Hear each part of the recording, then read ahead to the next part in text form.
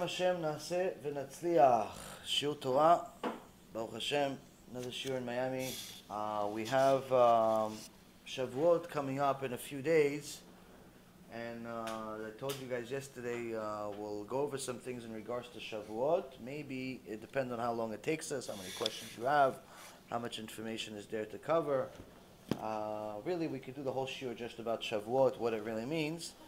Or we can continue in the MUSSAR series. Do you guys have any preference, or nothing? You're just okay. Shavuot? Okay.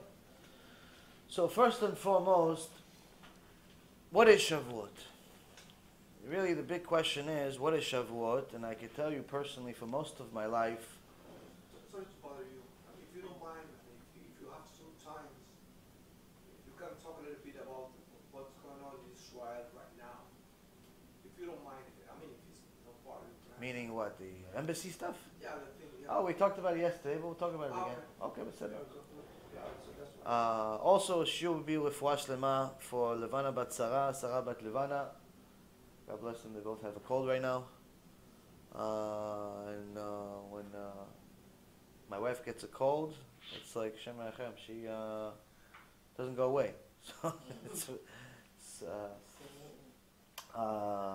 Elisheva, Chaya bat Sarah, Doris bat Jora, David ben Esriya,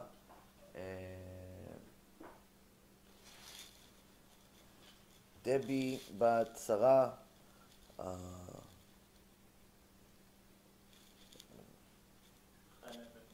Chana bat Miriam, and all of Am Yisrael B'ezrat Hashem will have refuah shlema, refuat hanefesh, refuat haguf. So we'll talk a little bit about Shavuot, we'll talk about what's happening in Israel, we'll talk about a little bit what does it mean, Shavuot, a few of the Halachot, if there's time, and there's enough siyat lishmayim, maybe we'll even start the next Mishnah in Avot. We, Baruch Hashem, have a lot of ambition. All of the information is here.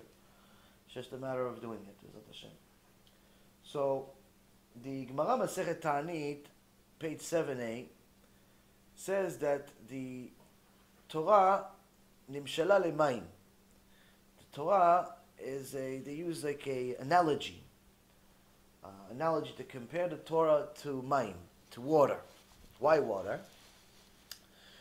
Because water naturally will always go to the lowest place. So if you start it at the top of the mountain, naturally water will travel down the mountain. Now, of course, the atheists and the heretics and the so-called modern type of mentality, people say, no, that's gravity. It has nothing to do with Torah. It's gravity. All right, so it's gravity for you. It's Torah for us. You believe in yours. We'll believe in ours. And B'ezrat Hashem, eventually either convince you to do tshuva, or we'll just say hello to you when you're in Gehinnom from outside of the window. I never understood the atheist mentality. You know, I mean, realistically, what's the point of life if there's no God? What's the point of life if there's no mission? Why even live if you know for sure you're going to die? Why bring kids to the world if you know they're going to die? Why get married if you know you're going to die? Why start a business if you know you're going to die? Why do anything if you know you're going to die and this is the end? Like, for what? So they can remember your name? Who cares if they remember your name? You're not going to benefit out of it anyway. You're dead. Like, oh no, I'm building something to better the world. Who cares? You're dead. What do you care about the world after you died? Do you care about your high school after you graduated? Do you care about the garbage pail after you stopped using it? It's all nonsense. Realistically, even the atheists have a belief, and their belief is that they don't want anyone to tell them what to do. Now, Am Yisrael was given a Torah, and the difference between Am Yisrael and the rest of the nations is the fact that the Torah was used as an analogy compared to water. Why water? Because just like water travels to the lowest point, Am Yisrael has to bring their ego to the lowest point. Why? Because the only way you're going to receive the Torah in its purest form is if you have no ego. And that's why the Pasuk says, Toivat Hashem kol gvalev.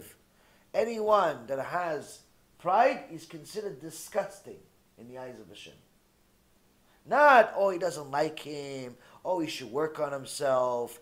Oh, you know what, maybe you should do something better. No. It actually has a Pasuk in the Torah, there's several of them actually, where Hashem says, I'm disgusted. What does it mean, disgusted? You have to understand what it really means to be disgusting in the eyes of Hashem. Because I think this should motivate a person that has a little bit of chokhmah, it should motivate them to work on themselves. The reason why is because, what does disgusting really mean?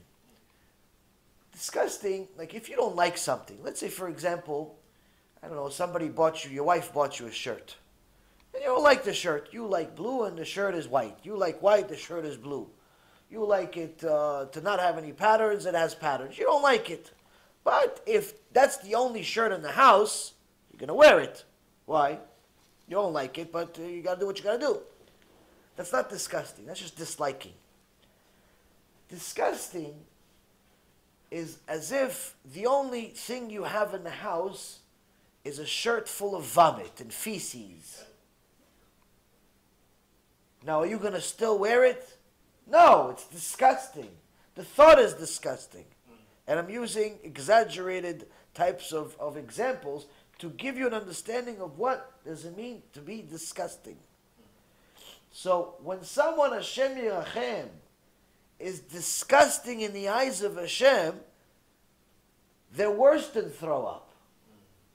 Why? Because Hashem created the throw up.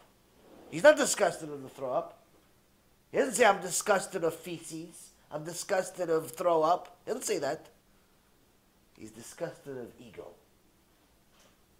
He's disgusted of someone that has a big ego. Why? He says, what is it like? It's like someone stole the robe of the king and pretends to be the king. It's the most absurd behavior on the planet. It's disgusting. It's like someone starts a campaign for a certain cause, but he himself doesn't believe in it. He himself is the enemy of the campaign. It's awful behavior. So chas v'shalom, a person is not going to end up being disgusting in the eyes of Hashem. Now, this is the difference between a real Jew and everyone else. Why? Because the Torah is given to the real Jew. The Torah is given to everyone. But the reality is only the real Jew is able to receive it. Why? Because the real Jew is going to obey the Torah and remove ego. Remove his ego from the equation. No ego. If he has an ego, it's the difference between life and death. There were two major prophets at the same time. Both of them Jews. One of them was Moshe, the other one was Korach. Both were prophets. Both came from the tribe of Levi. Both were giants. One was the humblest man of all time, Moshe Rabbeinu, and one was Korach, that's still in Gehenom until this day. The difference? Ego. Korach was Talmid Chacham. Wasn't an idiot. He was rich. He knew a lot of Torah. He was a prophet. He spoke to God. Prophet. Why is he in Gehenom? Ego. So the difference between a real Jew and everyone else, in essence, is that ego. Now, it doesn't necessarily mean that everybody else is bad. Chas v'shalom, there are plenty of good people. But the only way you could literally eliminate ego is by using the Torah as the tool. So, first and foremost, that's the biggest difference that you have between Am Yisrael and all of the other religions out there, because their ego, whether the religion is atheism, the non-religion religion, or Scientology, or Christianity, or Catholicism, or Buddhism, or Islam, or the 80,000 other different types of avodah zarah that there is in all over the world, especially India and Asia and so on, all over Asia, is ego. Ego is the killer. Why? Because when a person has an ego, rule number one, don't tell me what to do. Rule number one, don't tell me what to do. That's the religion. Don't tell me what to do. If I want to be with this woman, I'm going to be with this woman. If I want to be with this man, I'm going to be with this man. If I want to kill, I want to kill. Don't tell me what to do. And this is the common element in all of the religions that are against the Torah, including the sects of Judaism that are not really Judaism, even if they call themselves Orthodox. There are many people that call themselves Orthodox Jews, but they're as far from being Orthodox Jews as you are from Mount Sinai right now. Why? Ego. Torah is given to someone with no ego. Now, of course, everyone has an ego. So Hashem says, you have to work on it. And there's specific times during the year that you have to work on it extra. One of those times is Shavuot. As we said last night, Shavuot is celebrated as the day of Matan Torah, the day we receive the Torah. And it's 50 days after Pesach. That's what the Torah told us to do. Count 7 weeks after the second day of Pesach. It's 49 days plus 1 day. 50-day separation. Why? From the time we left Egypt until we got to Mount Sinai to get the Torah, 50 days. But the Chachamim say, wait a minute. 50 days passed between the time we left Egypt and the time we got to Mount Sinai, but we only received the Torah, really, on the 51st day. Not on the 50th day. On 51. So why do we celebrate Matan Torah, Shavuot, on day 50? Why can't we just wait another day? Wait for 51. So the Maharsha, Alav Shalom, says the following. He says to receive the Torah, Am Yisrael had to get prepared. How prepared? What, they had to make cheesecakes? What, they make cheese cookies? People think the whole holiday is about cheese. It's a nice minhag, but it's not the holiday. The holiday is not about cheese. It's not about milk. It's about Torah. So, what's the problem? Why are we waiting? What's this 50 days, 51? What's going on? He says, Am Yisrael had to prepare themselves. They just came from a place that's considered the most disgusting place on earth. The place where all of the ga'ava in the world was centralized. Where the king himself, Paro, made himself into a god. He told everybody, look, I'm a god. How do you guys know I'm a god? I don't go to the bathroom. So he would hold his needs for an entire day and didn't have a single bathroom in the entire castle. There was not a bathroom. He said, see, how can I go to the bathroom if I don't have a bathroom?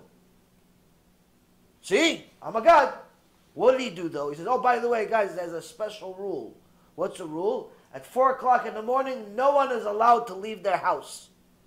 Why 4 o'clock in the morning? Because that's the time he would go to the Nile River and do his deed over there. And that's why Hashem Yitbarach told Moshe Rabbeinu, go to Paro and meet him. Where meet him? Meet him at the river. Why meet him at the river? Meet him while he's pooping. Bemet. I'm serious. It's in the Pasuk. Why? Because tell him we know you're a secret. You're not a god. You're not a nothing. You're not even a shoe. You're nothing. So, this is a place that Am Yisrael was in for 210 years. Even if you don't like the neighborhood, if you're there for 210 years, you're going to be infected.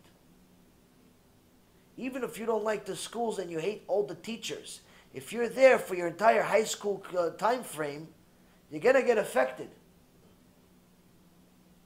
Even if you believe in Hashem full-hearted, but you continue going to public school, you're going to get affected. Even if you say, Ani ma'amin, Ani ma'amin, Ani ma'amin, I believe, I believe, I believe, I believe.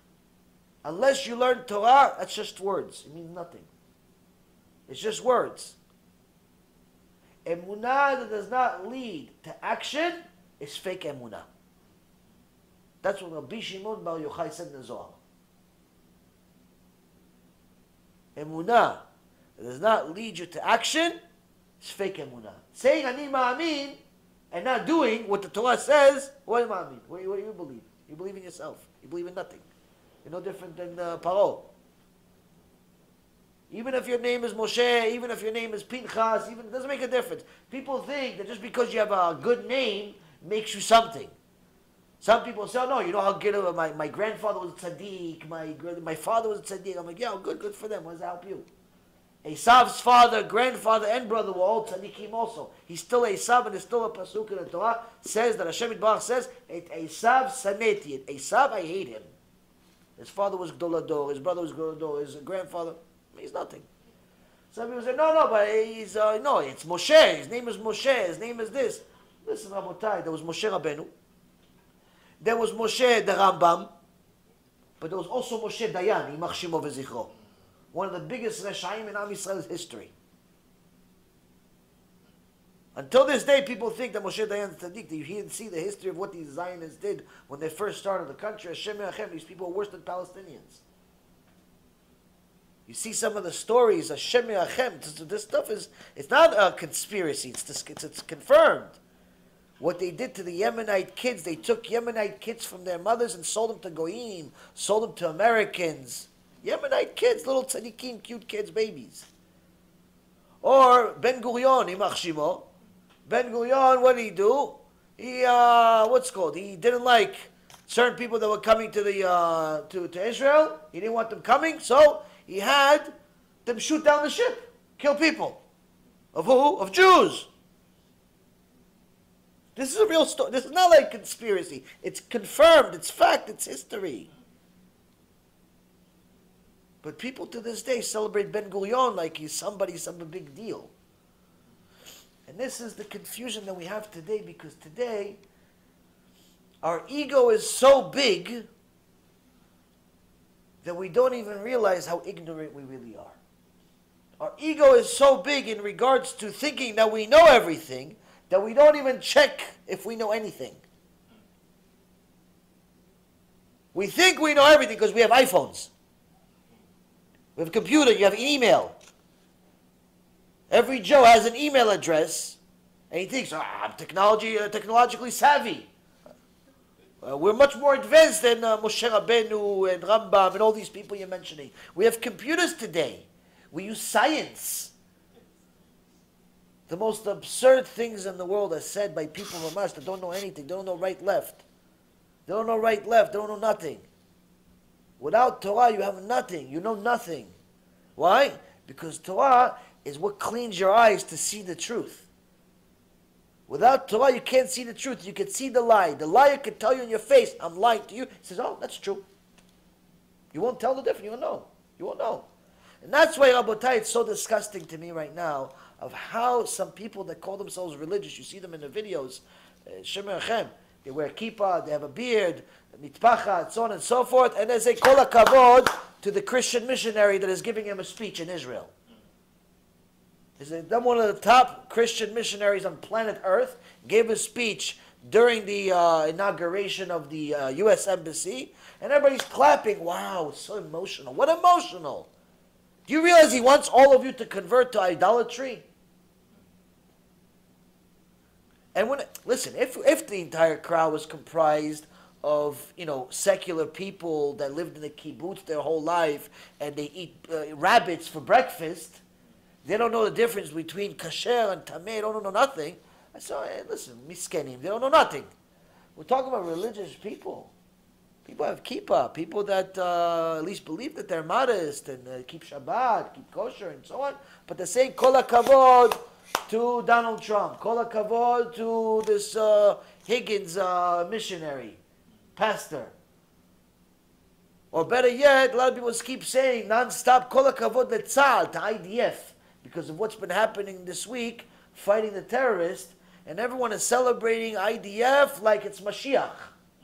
You know how dangerous it is to give credit to the army? Do you understand how dangerous it is spiritually to give credit for everything that's happening to the army? Because what you're doing is, You're taking all of the miracles that Hashem just gave you, that you discovered where they're going to attack from. But you didn't. Hashem gave you the idea. That you discovered how they're going to attack. But you really didn't. Hashem gave you the idea. That you had the power to get up that morning and beat them. That you had the weapons to beat them. That you had the people to beat them. That you had everything. You take all of what Hashem just gave you and say, yeah, I did it. Because I have a green uniform on. And I have a gun. So I did it. Kochi ve'otzem yadi. It's my power, my strength. I did it. IDF. And of course the heroes are going to tell me, yeah, but isn't there such a thing called ishtadlut? You know, effort? Of course, effort. Of course, you need to do effort. But there's no one that says, use effort and take all the credit as if you did it. Of course, Moshe Rabbeinu went up to Mount Sinai. He had to climb the whole mountain. But nowhere in the Torah do you see Moshe Rabbeinu says, yeah, listen, God, really, you should do whatever I say. Why? I climbed the mountain. You know, Am Yisrael, you guys should all listen to me. Why? I climbed the mountain. Nowhere in the Torah does it say such a thing. Nowhere in the Torah does Avraham Avinu say to everybody, listen, you know, you should all listen to me. Why? I jumped into the fire. So what, you jumped into the fire? So what? Hashem counts it as Mesiut Nefesh, as sacrifice. That's why you're a big deal. But you yourself, self-declaring yourself to be a big deal, self-proclaiming yourself to be the healer, the Mashiach, the solution, the cure, that's a problem. Why? You took everything Hashem gave you and you made it as if it was yours. That's a problem. That's a problem.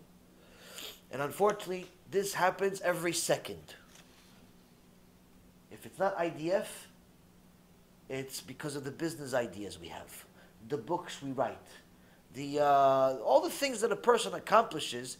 Immediately he always says, I. Realistically, a person should never say I. I should never come out. Other than I sinned, you should never say I. It should always be we. Why we? We, Hashem. And Hashem made it look realistic by making my hands move. To do, to write, to shoot, to think. He made it look realistic for the rest of you, but between you and I, Hashem did the whole thing. Hashem did the whole thing. I did nothing. I did nothing. All I did is problems. I gave him problems. That's what I did. As soon as we take credit for anything, Hashem does not like it. Why? He says, oh, you beat the Arabs? You beat the enemy? No problem. Okay, go ahead. Continue on your own then.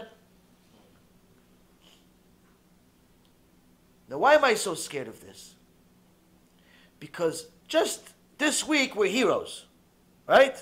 A week ago, a week before this week, we're all losers. Why we're all losers? The Arabs, the same enemy, didn't need to break any borders. Didn't need to do anything. What they do? They took a shekel, not even $5, 5 shekel kites, flew them into the air with fire and everything, and burned millions of dollars worth of land, Jewish land, with $5. The same God that allowed them to attack and lose is also the same God that gave them the idea and the ability to beat us with $5. He first showed us the warning. Look, they can beat you with $5 because it's not them. It's me using them. So I'm just showing you they can beat you with $5 because it's not them. It's me using them. So instead of getting the hint, and this week when they attack with more than $5, what do? Oh, IDF. We believe in Bibi Netanyahu, Trump, all the soldiers. This is all dangerous. It's all dangerous. I'm not saying that they're bad people or it's anything personal. No, chazakim u'buruchim for fighting, for doing the ishtadlut, for effort. Chazak u'baruch. You're fighting to protect your brothers and sisters. Chazak u'baruch. You're fighting to lead people. Chazak u'baruch. But to say, the credit belongs to us, and not a single person saying Baruch Hashem, that's dangerous. That's a very dangerous thing to do. Why? Because in reality, you didn't do anything. Hashem did the whole thing. In reality, Hashem could show you how they don't even need weapons if He wants to beat you. He could send you rain. In 2 hours, drown the whole country 2 weeks ago. How many things could He send? That's what we have to understand. Matan Torah is an opportunity for us to fix these horrible midot that cause us to forget God. Hashem gave us, in Parashat Azinu, He tells us, I gave you memory and forgetfulness. Memory, so you remember my Torah. Forgetfulness, you forget all of the sorrow and pain you've gone through. What'd you do? You used the forgetfulness to forget me. Instead of forgetting the pain that you passed, that happened, somebody dies, if you remember that your whole life, that the same pain that you had on the first day, Shem Echem, or somebody, hurt you, offended you in something, if you remember it, your whole life, you can't go on. You had a trauma in your life, if you don't get over it, you're not going to be able to move on. There's some people, they had a certain trauma in their life, and they just can't get through it, and it ruins their life.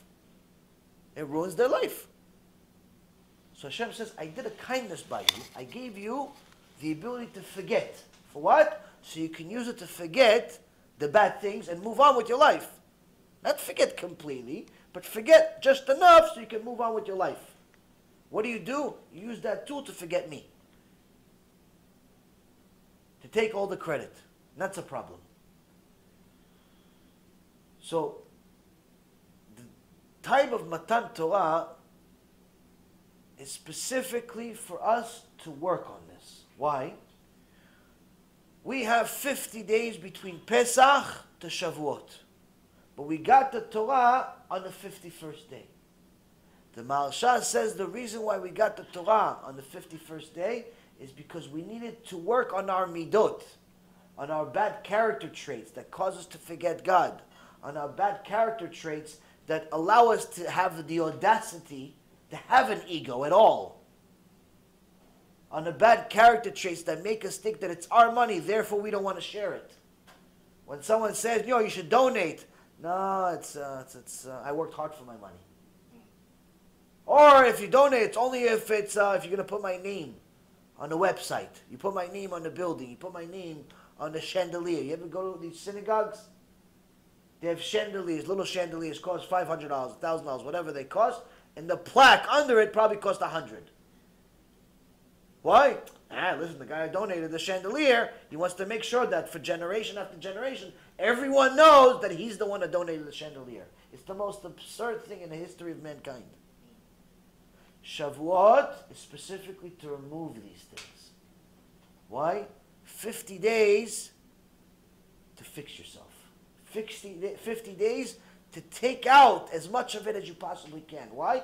With an ego, you cannot receive Torah on the 51st. If you have an ego, you cannot receive the Torah on 51st. It's like any other day for you. If you haven't worked on yourself, you haven't prepared yourself, maybe you can have a cheesecake. Torah you can't get though. Cheesecake you can have. Anybody, the dog can have cheesecake also. But Torah you're not going to get. That's why people that ask me all the time, how is it that some of these really smart people that learn Torah and so on, they learn Torah and they remember it, and I learn and I don't remember it. How come? I said because they also work on their midot and they remove their ego, and your ego is growing as you learn. That's the problem. If your ego is growing every time you learn something new, that means you're learning for the wrong reason.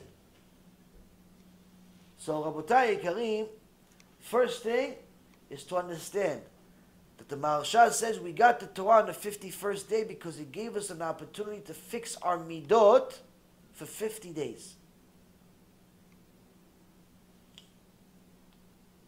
The Chachamim continue, and the Magen Avraham continues to say, not only is it an opportunity for us to fix our midot during it for 50 days, but it also answers the very famous issue that we have during Pesach, which is that we always say, Dayenu, Hashem, it would have been enough if you would have taken us out of Egypt and no more slavery. That would have already been enough good from you. You didn't owe us that kindness. You took us out from being slaves, no more slaves. That's already enough kindness. You didn't have to split the ocean for us. If you would have split the ocean for us, that would have been enough. You didn't have to bring us to Mount Sinai. If you brought us to Mount Sinai, that would have been enough. You didn't have to give us the Torah. If you give us the Torah, that would have been, that was enough. You didn't have to give us Eretz Yisrael. Meaning, we kept saying, everything you did for us is really more than what we deserved. Katonti mikol hachasadim mikol haemet, Yaakov Avinu said, generations before. I'm already, all the chesed that you're giving me, all of the kindness that you're giving me, Hashem, is already too much for me. I don't deserve it.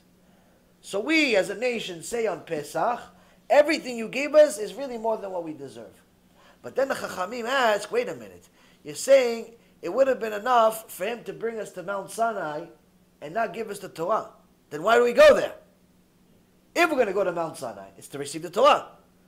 So why would you say it would have been enough to go to Mount Sinai and take us out of Egypt and split the ocean for us and do all these things that he did and not give us the Torah? Isn't that the whole point? To get the Torah? So the Magen Avraham asks this extraordinary questions and answers. This Maharsha Chidush answers it. Why does it answer it? He says, listen, part of the chesed that Hashem Yitbarach gave us is the ability to do tshuva. So during this whole transition of no longer, stopping from being slaves, going through the plagues, going through hardship during the plagues, before the plagues, after the plagues, having to make a choice between life and death, pretty much, when we had to put the korban of the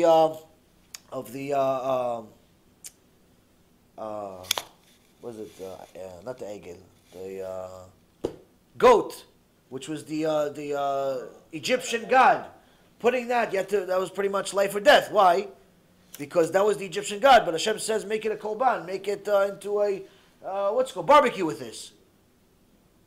These were difficult choices we had to make. And then some people didn't want to leave Egypt, so Hashem killed them. And then we got to this sea of reeds, and then you have, we don't know where to go. We didn't know we're supposed to go inside the ocean. People were scared. They thought we're going to die now. It was difficult. All of this extra level of hardship helped us fix our midot. Why? Because you only second guess yourself when you go through hardship. There's only two ways to fix yourself. One, learn an enormous amount of Torah and question yourself along the way. Does this apply to me? Does this apply to me? Does this apply to me? Does this apply to me? How does this apply to me? It does apply to me. It always applies to me. How though? Once you learn Torah, the questions change. In the beginning, you ask yourself, how does this even apply to me? Then it applies to me, but how? Then I can't believe all of this applies to me. Then I have to fix all of the stuff that applies to me. Then it's Baruch Hashem that Hashem gave me the insight to realize all of this applies to me. During tshuva, your questions change. Same question changes form. All of the difficulties were a way for us to ask ourselves the same question. It was fast-paced tshuva. Fast-paced tshuva. Hashem says, listen, you don't have the Torah, so you're not asking the right questions. So now I'm going to fast-pace your tshuva. You go through major hardship. We went through major hardship, and everybody did tshuva, started fixing themselves, fixing their ego, fixing their bad character traits. Why? To get to Mount Sinai. Why Mount Sinai? So we get Torah. So the Chachamim say, even if we didn't get the Torah, the kindness from Hashem to allow us to fix ourselves, that was already enough. Why? Because we became good people. We became good people. That was already enough. We were not good in Egypt. We were just like the Egyptians. Elu of the Avodah Zarah, and Elu of the Avodah Zarah, the Malach, Mitzrayim, came to Hashem and says, why are you going to save these people and kill these people? Both of them are idol worshippers. They're idol worshippers and they're idol worshippers. Why are you going to fix them? He says, they're going to get the Torah. And to get the Torah, they're going to fix themselves. Meaning, the Chachamim explained to us, without using the Torah to fix ourselves, it's not Torah. You're not using Torah, it's something else. And that's why it surprises me sometimes to see this in real life, to see people that teach Torah, to see people that claim to know Torah, and they could spit out verses to you like it's a computer, but you see how they behave, you see what they say, you see what they do, And it's mamash, you see yourself, mamash, it's a prophecy of Erev Rav coming to life. No one says that Erev Rav is ignorant. Erev Rav knows a lot. Unfortunately, they're using it the wrong way. So, if the Torah is not going to help you fix your midot, it's not Torah. Because the Torah, nimshela lemayim. Nimshela lemayim meaning, the analogy to compare it to is that it's water. Why water? Because water goes to the lowest place, just like your ego is supposed to go to the lowest place until it's removed completely in order for you to become a vessel to receive the Torah. So Shavuot is the opportunity for us to actually do this, to put this to life. Now, the Ramchal, Rav Moshe Chaim Luzzatto, in Derech Hashem, chapter 4:7, said that the cycle of the calendar year is more than just a series of anniversaries commemorating historical events. Anyone that says that the Torah is a history book loses their right to live according to the Torah. Bemet. It's not an exaggeration, it's not a chumrah. Someone that says the Torah is a history book, it's just to tell us the history of Am Yisrael, loses their right to live. It's a book of laws that has history in it. Two completely different things. It's a book of instructions that tells you how to live, how to succeed, how to fulfill your purpose in life, but it has stories in it that you can learn from the stories. Because it's much easier to learn from someone else's actions that you can relate to than just a rule book, yes, no, yes, no, yes, no, yes, no. And also it's much easier to connect to something that's been done for so many years already. It becomes part of your lineage, part of your purpose, part of your identity. When you realize that you are related to Avraham, Yitzchak, and Yaakov, that means something. To a real Jew, that means something. Because the reality is, I said this in a shiur on Tisha B'Av 2 years ago, that a person needs to understand that by them not going b'derech Hashem, them not going in the way of Hashem and sinning without a care in the world, without an intent to do tshuva, either because they want to intermarry or they just don't want to keep Shabbat, they don't want to keep mitzvot, they don't want to learn Torah every day, they just want to live like the Goyim. Now they have to understand what this actually means in reality. Not just in their vision, but in reality. Because like I told you, the only way you could see the truth is with learning Torah. So before you learn Torah, it's virtually impossible to see the truth. Everything is blurry. So I remember as a secular person, I never thought of such a thing. Never thought of such a thing. And I don't believe any other secular person thinks of such a thing. Simply because it's not something you would think of. Because if you thought about it, immediately you're not secular anymore. And I'll tell you why. A person that leaves Derech Hashem, he decides, I'm not going to keep Shabbat. He decides, I'm going to intermarry. He decides, I'm not going to learn Torah, so I don't know what to do, I don't know right, I don't know left. I'll just do whatever I hear or I heard, whatever the customs are, whatever is easy for me, whatever fits my life. This is clearly a person that has turned Avraham, Yitzchak, Yaakov, Moshe, Aaron, David, Shlomo, all of the sages, all of the giants, all of the holy people in the Am Yisrael's history into, some figures that somebody, it's a history book. They're not connected to him anymore. Why? Because once you learn who these people are and understand the amount of Mesirut Nefesh they had to get to, the amount of sacrifice they had to get to, for you to fulfill the Torah, for you to actually have it in your hands, everything changes. Why? 3,300 years, they're sacrificing their life. Moshe Rabbeinu sacrificed his life for all of Am Yisrael. Hashem says, I'll kill them and I'll start something new from you. Moshe said, kill me, not them. Kill me first. Avraham Avinu, he told him, listen, Avraham, just bow to this idol, we'll give you whatever you want. jumped into the fire. Yitzchak, Hashem, over here, just over here, make it quick, no problem. Abba, tie my hands behind my back and tie them to my legs too, so I can't move, because maybe last minute I'll get scared. Tie me real good, Abba. He tells Avraham, he tells his father, Abba, make sure you tie me really good, because I'm stronger than you. So when you slaughter me, make sure you tie me really good. The Gemara Masechet Shabbat says, what's an akedah? How do we know what akedah is? We know it by Yitzchak. How? He tied the arms and the legs behind the back to each other, meaning it's impossible to move. For what? So we have Torah.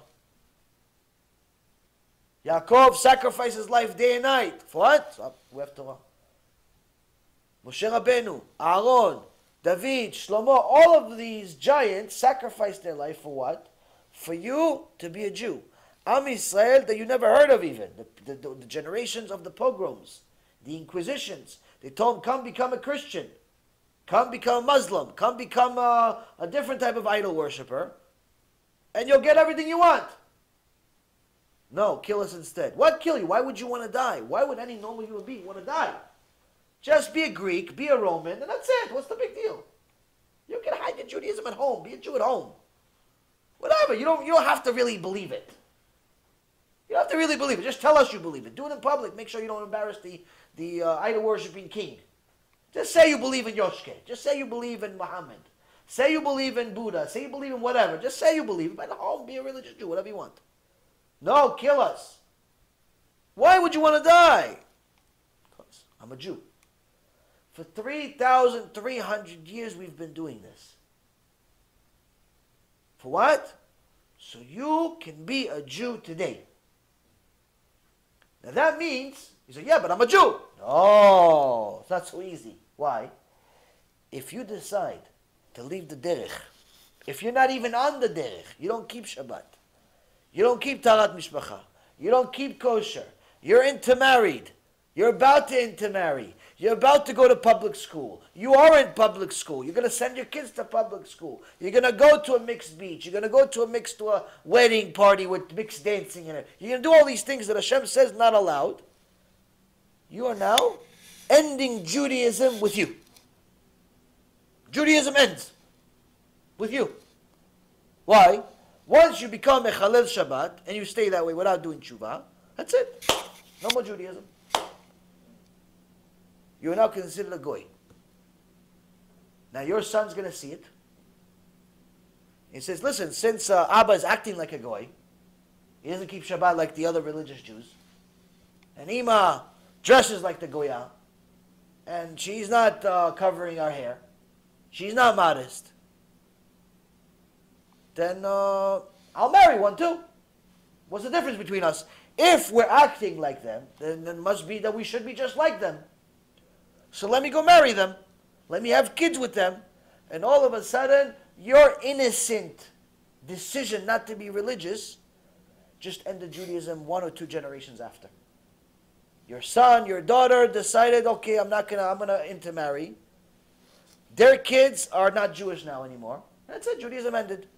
You go up to Shamayim, and you're gonna meet Avraham, Yitzchak, Yaakov, Moshe, Aaron, David, Shlomo, Rabbi Akiva, Rabbi Yeshua ben Levi, all the tzaddikim are going to come to you like, why'd you do it? Why'd you do it? You know how hard we work to make you Jewish? 3,000 years of generations of people sacrificing their life. Literally, not figuratively speaking. Literally sacrificing their life, jumping into fires, willing to die for it, so you can be a Jew with peace. What do? Nah, I don't feel like it. 3,000 years, you are ending. That's what it means to be secular. You really want that responsibility? No, Judaism is, it's in your heart. Who said? No, my mom is Jewish. Okay, so your mom is Jewish, but your kid's not Jewish because you married a non-Jew. Yeah, but it goes by the father. Who said? No, I believe it does. Why do you believe there's Judaism? Because it says it in the Torah. Okay, the Torah doesn't agree that Judaism goes through the father then. You can't pick and choose when you believe the Torah and when you don't. You can't pick and choose. And that's the thing, Abotai. Who wants this responsibility? To be the one that ends Judaism? Do you understand the magnitude? A secular person doesn't think like this. Why? He thinks he's perfectly fine. He's as Jewish as you are. Just in his own way. When the Hasidim used to come to my office, I didn't see them as more Jewish than me. They're doing tefillin every day. I did it once in a while. They kept Shabbat. I didn't. They wanted tzedakah. I gave it to them. What's the problem? We completed each other. No? No. According to the Torah and the book of laws that says what is Judaism, that's not being Jewish. That's just being another person. So the Ramchal HaKadosh says, the Torah is not a history book, chas v'shalom. And the calendar is not a series of anniversaries commemorating these historical events. Quite the contrary. The Ramchal says that just like the heavens opened up and a great spiritual powers were given to the people of Am Yisrael as they encamped at the foot of Mount Sinai 3,300 years ago, the heavens make these gifts available to us every year on this date. Meaning, during Mount Sinai, Hashem opened up the 7 heavens. Why do you open up the seven heavens? He says, look, I'm alone here. There's no other God. All of the angels came down and came to Am Yisrael. Each one gave them 2 crowns. Each person had 2 crowns. The amount of miracles that happen in Mount Sinai is unimaginable. Unimaginable. You read the Midrashim, you're thinking, wow, this is like unbelievable stuff. Unbelievable what happened. B'ezrat Hashem, in the next day or so, we're coming out with part 4 of Torah and Science and Ancient Wisdom. Talks about some of the things that happened at Mount Sinai. One of the amazing things is that it says in Parashat Yitro, Matan Torah, that Am Yisrael saw the words, saw the sounds. What do you mean saw the sounds? You mean heard the sounds? No, it says they saw the sounds. How do you see sound? You hear sound. How do you see sound? Well, there was a couple of scientists in Israel that wanted to actually find out, can you see sound? So they created their own machines and connected their machines and wanted to see if their voice can lead to the machine drawing an image. Not like the machines that you talk in types, like Siri and other things, like the IBM machine that already existed 30 years ago. We're talking about machines that are specifically for sound, not for voice. Point is, I go through it. It's in the Coming Revolution, or Science Comes of Age by Rabbi Zamir Cohen. We talked about it in a lecture, and they tested this machine. So they said, okay, if I make a sound like oo, ah, eh, you can't draw sound. Well, how do you draw oo? How do you draw ah? How does ah look like? So let me go to the simplest sound. What? The sound of a letter. So they started with the most common language in the world. What's the most common language in the world? English. So they said A. And the machine drew nothing. Drew something that looks nothing like an A. They said B. And the machine drew a bunch of things, but it looks nothing like a B. C. Nothing like a C. They tried other languages, nothing worked. So then they said, okay, let's try Hebrew. They said Aleph. And the machine drew an Aleph the same way we draw it today, 3,300 years after we got the Torah. Drew an Aleph, Bet, Gimel, Dalet, Hey, Vav, Zayin, Chet, the entire alphabet. Only language on the planet that the machine can draw. Both machines, 2 completely unrelated tests, unrelated machines, unrelated scientists. Similar concept, completely different way. Machine can only draw, can only make the image of the Hebrew language. Why? Because that's giving us an understanding of what the Pasuk says, where it says they saw the sounds. What saw the sounds? The Midrash says every time Hashem spoke, the image of the letters of what's coming out was drawn in the sky. How can you see it? Lazy. We didn't need this information 3,000 years ago because we saw it ourselves. We didn't need this information 500 years ago because we were much more innocent people. We didn't ask so many questions. This generation of ignorance and arrogance asks a lot of questions. Hashem says, you ask questions, I got an answer for you too. No problem. You want to see how the Pasuk, what it means when it says they saw the sound? Here you go. This is how you see sound. This is how you see sound. You'll see this in a video of Hashem tomorrow, the next day we'll publish it. The point is, Rabotai, is that just like these major events took place in Mount Sinai 3,000 years ago, the Ramchal HaKadosh is telling us it's taking place right now. Hashem re-gives us the Torah every year. Every year you have an opportunity to fix yourself and become a vessel for the Torah. The Arizal says that if a person studies all night without a break, without the borekas, without smoking every 5 minutes, he's up all night smoking cigarettes with his friends. Better off go home, sleep on the couch, sleep at home. If he studies Torah all night, the Arizal promises, he doesn't make too many promises, the Arizal promises in his name, nothing bad will happen to you that year. That's if you study Torah all year, all night, not if you're hanging out with your friends. You study Torah all night, something special. Why? Because that's the time to do it. That's the time to do it. Why? It's Matan Torah. You're fixing the tikkun. Why do we not sleep? Why do we not sleep on the night of Shavuot and study Torah all day? Why? Because that was the mistake Am Yisrael made. Am Yisrael, Hashem said, I'm going to give you the Torah. What do? We fell asleep. Hashem got upset. He says, listen, we're about to get married. You fall asleep on me? That's why we stay up. The angels are here. Hashem is here. The Shekhinah is here. Everything is here. Get ready. The Gemara Masechet Shabbat says that 2 angels came to each person and crowned him. Spiritual crowns. Each year we're given the same opportunity. Each person needs to take advantage of it.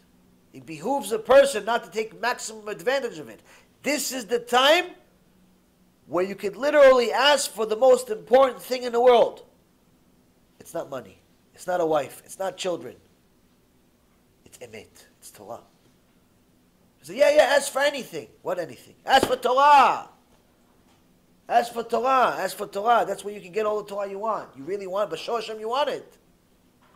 Show Hashem you want it.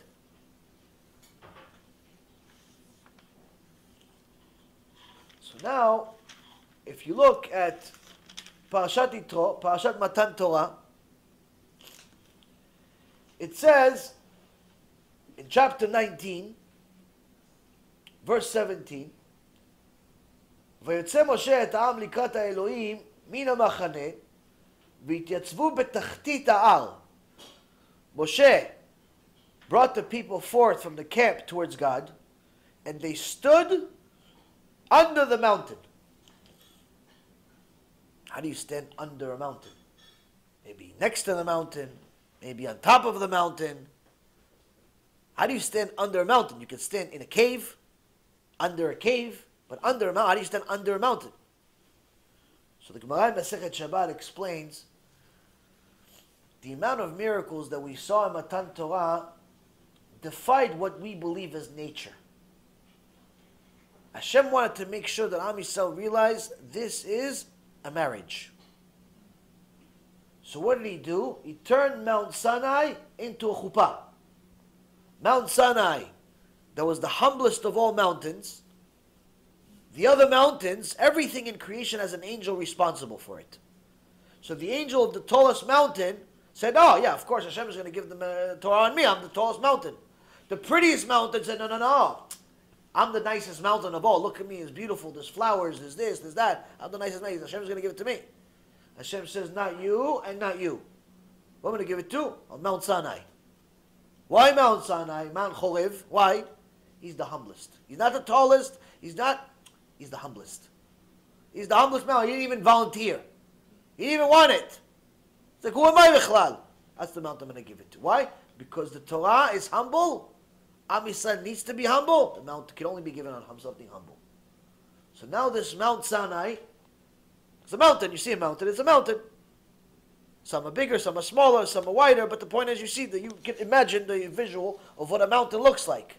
But the Gemara in Masechet Shabbat says Hashem wanted to make sure Am Yisrael knows this is a marriage. It's not some, I'm not just giving you keys to your new car. Like parents give a 17-year-old brand new keys for some strange reason. They give him a brand new car. Instead of giving him, some car that just came out of the junkyard, they give him a brand new car to go destroy. He doesn't even know how to drive yet. Anyway, Hashem says, no. I'm giving you the best right now. Why? I love you. But I need to make sure you know what we're doing here. I need to make sure you know what's on the line. So he turned the mountain into a chuppah. What chuppah? He says you're going to stand under the mountain. What's under the mountain? But Tachtita al, the mountain all of a sudden went from this to this. And Am Yisrael is under the mountain. Am Yisrael is standing under the mountain. Why is Am Yisrael standing under the mountain? Hashem says, this is our wedding day. If you receive my offer to accept the Torah, here we're married. We're never going to be separated. This is our chuppah. If not, if you say no, this will be your burial ground. The top of the mountain that's on top of you will collapse on top of you and kill all of you once. So the sages in Gemara says, wait, what kind of wedding is this? This is a threat. It's not a wedding. Usually both parties agree. And if one person forces the other, it's not really a marriage. You forced them. They didn't really agree.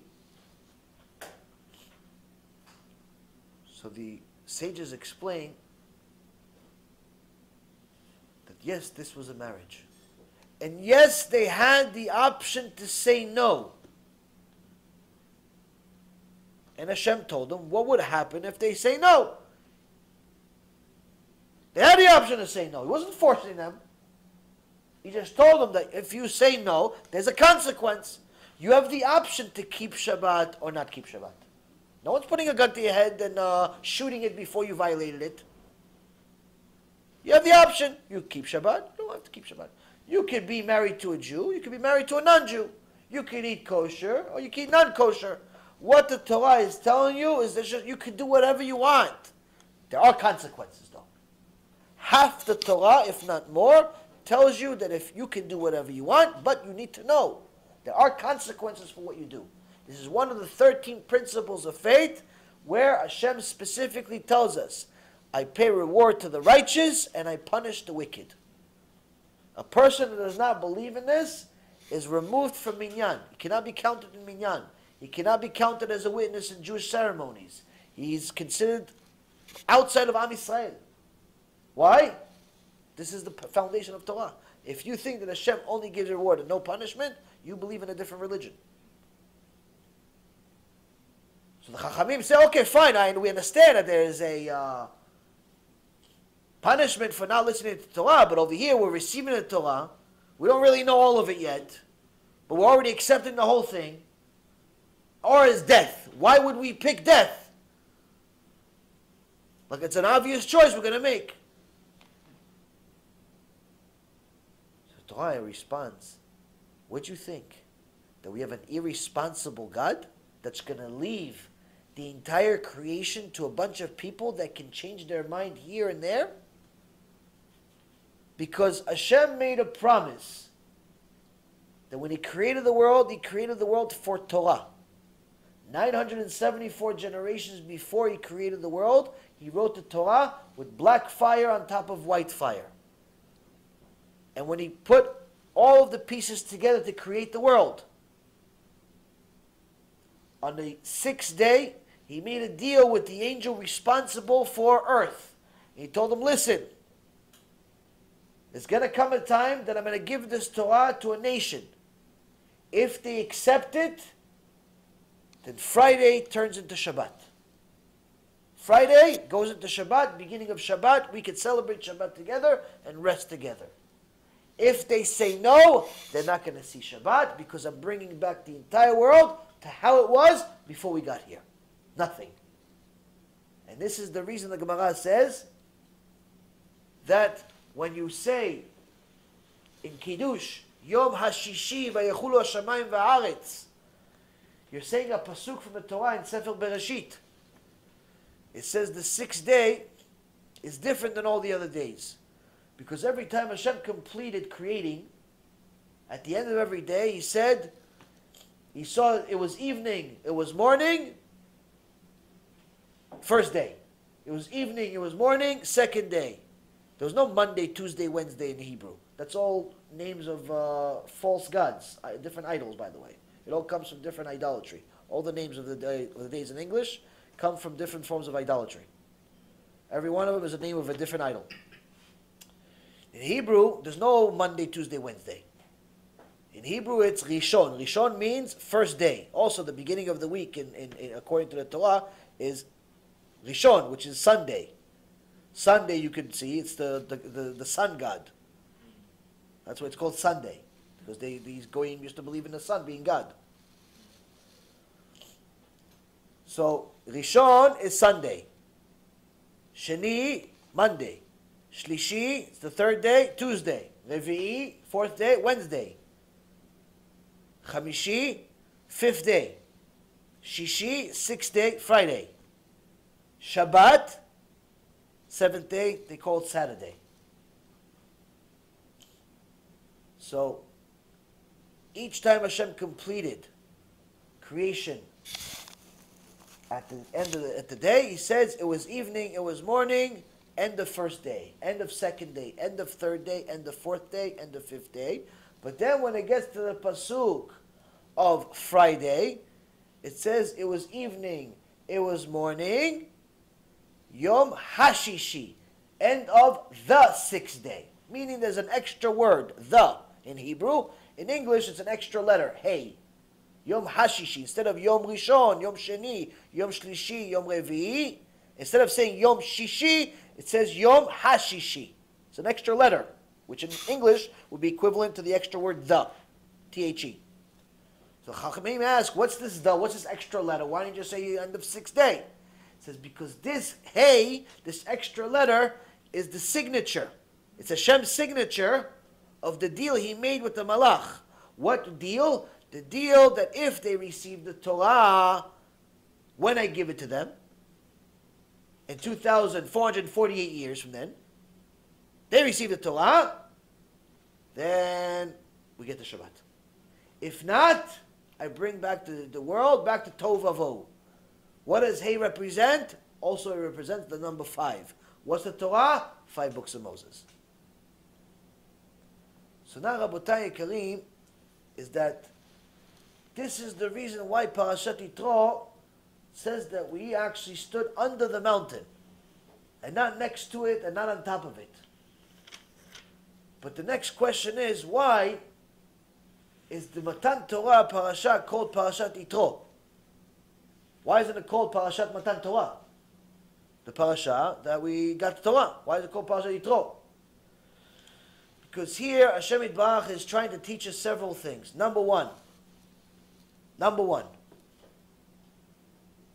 even though, halachically speaking, if your mom is Jewish, you're by default qualified to be a Jew, that by itself does not make you a Jew. What makes you a Jew? If you accept the Torah. Accepting the Torah is what makes you a Jew. If a Jew has a kid, a mom has a kid, and the kid goes to public school, and the kid acts like a goy, doesn't keep Shabbat, doesn't keep the laws, doesn't keep Torah, doesn't know Torah, nothing, according to the Torah, he's considered 100% an idol worshiper. There's no such thing as a good Jew and a bad Jew. There's no good Jew, bad Jew. It's either you're a Jew or you're not. Either you're Jewish or your Judaism is on suspension. Of course, if you keep Shabbat right there and then, you're back. You don't have to convert. But here we see the parasha is called Parashat Yitro. Why Yitro? Because Yitro wasn't born from a Jewish mother. Yitro wasn't born from a Jewish mother. Yitro came over here and he sacrificed his life, his job, his money, his family, his everything. What? To go join Am Yisrael by accepting the Torah. That's number one. Number two. Am Yisrael before this parasha is not called Jewish. They're not called Jewish. Why? There's no Torah. Judaism was not created yet. Up to this point, everyone that lived up to this point, have a seat. Everyone that lived up to this point were considered B'nai Noach. They're all considered Noahites. They're all considered Noahites. Even though the Avot HaKadoshim, Avraham, Yitzchak, and Yaakov obeyed nearly the entire Torah, they really obeyed the entire Torah, but they knew that they're not allowed to keep Shabbat, so they would violate Shabbat on purpose, just like a Noahide is supposed to do, and so on and so forth. They're not allowed to keep Shabbat, so they didn't keep Shabbat. They're not allowed to do certain things, so they wouldn't do them. But everything they were allowed to do, they did. The point is that up to Parashat Yitro, Judaism was not born yet. So what changed at this parasha? Torah. Once the Torah came into the world, and it was given to Am Yisrael, which at the time were called Bnei Yisrael, and we accepted them, from that moment on, everyone that accepted it is called a Jew. Everyone that accepted it is called a Jew. Even Moshe Rabbeinu was not considered a Jew until Matan Torah. Which means that this parasha is called Parashat Yitro. Again, to remind you that you can't just think that just because your grandfather was a rabbi, and that your great-grandfather was a bigger rabbi, and that your brother is a rabbi, and everyone's a rabbi, you don't have to do anything, but you're still a Jew. No. That's not the way it works. Or just because you like the Torah, you're a Jew. By a lot of you, what wouldn't you like about it? Obeying the Torah makes you a Jew. Complying with the Torah makes you a Jew. Even if the Torah tells you you're not allowed to do something, that's what makes you.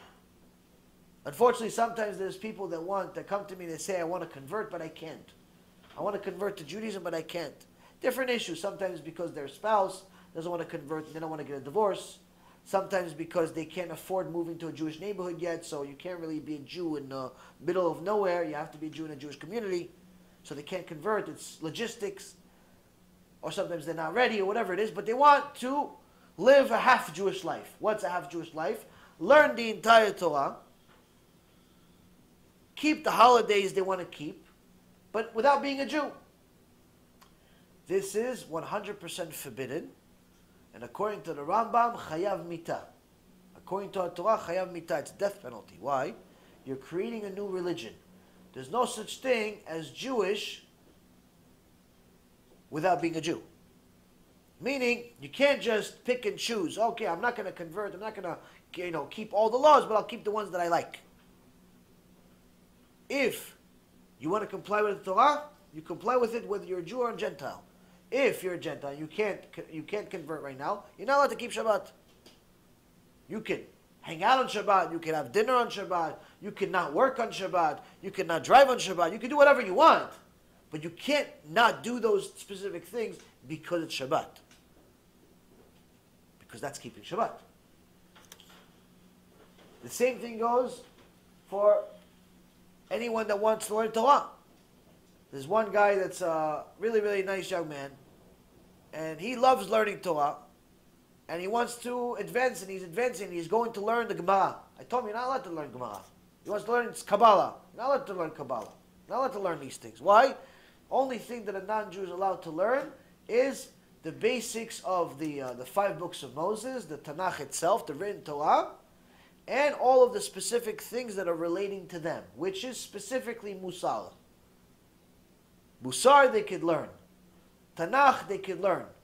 But all of the details of the mitzvot, the details of the chagim, the details of the mystical aspects of Judaism, and things of that nature, they're not allowed to learn. Why? This was specific gifts for Am Yisrael. If you want to learn them, become a Jew. And the Rambam says that a non-Jew that learns the Torah that they're not allowed to learn is a thief. Chayav mita, heavenly death penalty. They could shortchange their life, bring a lot of problems to their life, even death. Why? Because it's considered stealing. You want to learn the whole Torah? No problem, become a Jew. More than happy to help you. But if you don't want, you want to, learn everything but do nothing, that's a problem. So, Parashat Yitro is called Parashat Yitro instead of Parashat Matan Torah, the parasha that we got the Torah, because it's showing us that anyone can become a Jew. Anyone can become a Jew, just accept the Torah.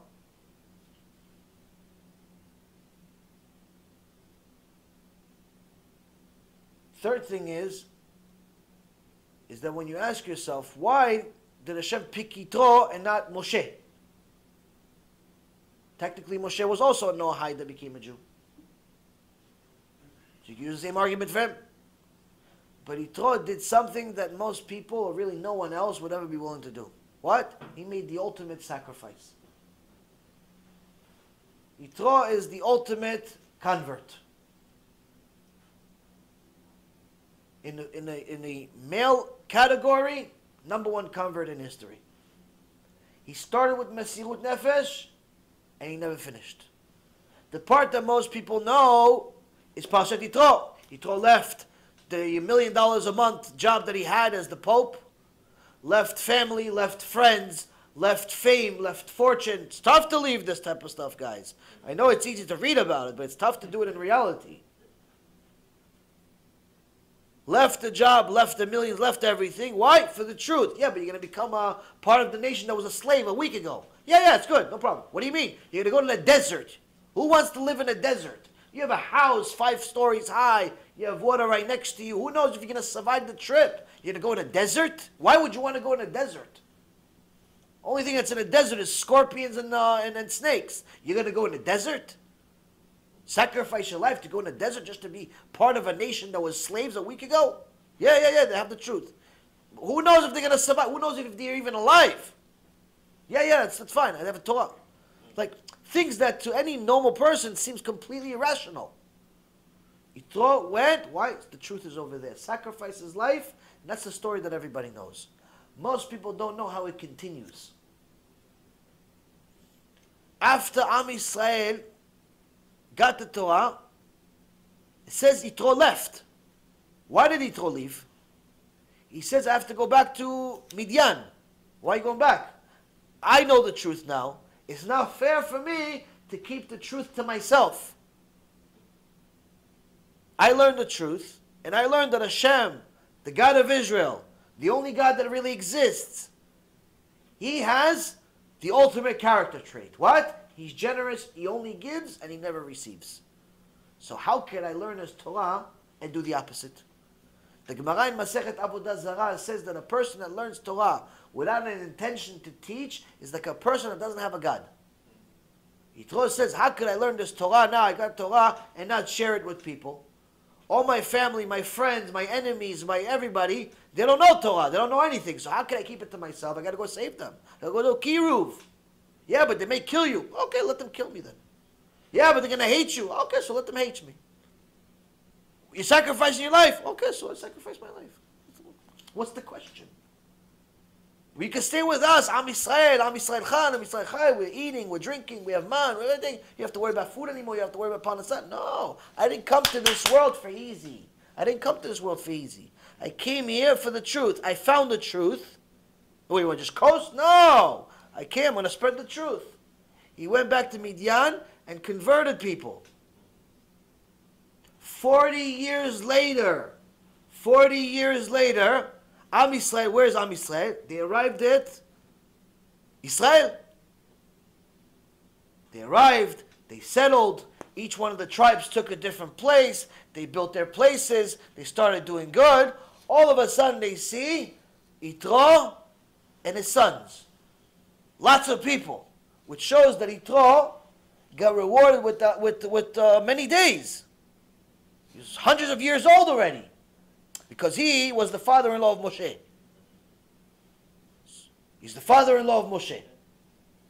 Okay? On top of that, so he lived the time of Moshe. And it was before that, because we already know that he was alive at the time before Moshe was alive. Because when you have the whole story of Paro deciding what should I do with Am Yisrael, you have Bilam say, kill them. You have Job says nothing. And Yitro says, no, don't. Why? You should say thank you to them. Why you want to go against them? And then he ran away. Meaning that he was alive already before Moshe. At Matan Torah, Moshe is 86 years old. So that means that at the very least, he's more than that. Then he leaves. He leaves for 40 years, because we're in the desert for 40 years. He arrives, we're in Israel already. And he comes to them and they all know this is, this is the father-in-law of our Melech, our Moshe Rabbeinu, Allah Shalom. He already died at that point. It's his father-in-law, Yishtabach Shemo, you're still alive. The guy is 200-300 years old already. Wow, and he has a son, all tzaddikim, everything. Listen, kavod, we have to give you kavod. This is the father-in-law of Moshe Rabbeinu. It's not like some guy. It's not tzaddik balair. This is the father-in-law of Moshe Rabbeinu. Imagine, the father-in-law of the Mashiach. Does it get better than that? What do they do? They say, give him a city. Give him the best city. What city? Yericho, Jericho. Give him the whole city, the whole town, the whole city. Give it to him. Him and his sons, go give it to him. The most beautiful place in Israel. Plants, trees, this, that. The most wealthy part in all of Israel, give it to him. He goes over there. He sees nice trees, food, it's all good. He says, I didn't come for you for this. I didn't come to Eretz Yisrael for the trees and the fruits and the money. I came for Torah. Where's Torah? Where's the Torah? Oh, you want Torah? The Chachamim are in Midbar Yehuda. The Chachamim are in the desert. They study in the desert, away from all the beautiful stuff. They're still in the desert. The Chachamim are in Midbar Yehuda. He says, this is where we're going to go. Yeah, but you have the most beautiful... You studied already. You know something. You're a Jew already. What are you doing? Coast, relax. You're 200 years old. Go in retirement. Relax. At least stay there for a few weeks, a few months. Take it easy. I didn't come here to coast. I didn't come to this world for vacation. I didn't take the Torah and convert and put all my life on sacrifice just so I can relax. I came here to learn Torah. I came here to fulfill the Torah. And so did my sons. He left Jericho and went to the desert with scorpions, snakes, who knows what other enemies, but it has Torah. It has the tzaddikim. He goes there and the Midrash says they got to the tent, huge tent, inside full of Talmidei Chachamim with Ruach HaKodesh, but him and his sons do not understand a single word.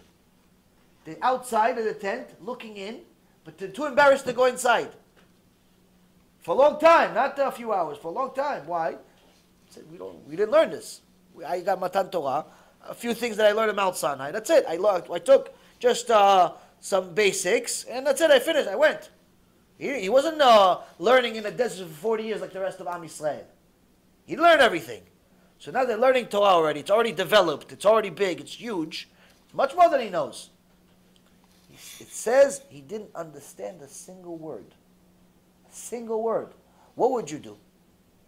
Offer number one is go back to Jericho, retirement. You have the trees, you have the castles, you have the pool, you have the beach, you have money coming, they're giving you everything you want. And you're already okay anyway. You already sacrificed your life. Most likely you're going to Gan Eden. What are you worried about? Just keep the holidays, keep Shabbat, you're fine. Or sit there and embarrass yourself all over again and tell them, excuse me, Kvod Harav, can you teach me Aleph Bet? Yeah, but you're 200 years old. How come you don't know Aleph Bet? Excuse me, Kvod Harav, can you teach me Parashat Bereshit? You're 200 years old, 300 years old. What do you mean? You're the father-in-law of Moshe Rabbeinu who gave us the Torah. How do you not know Aleph Bet? You don't know Matan Torah.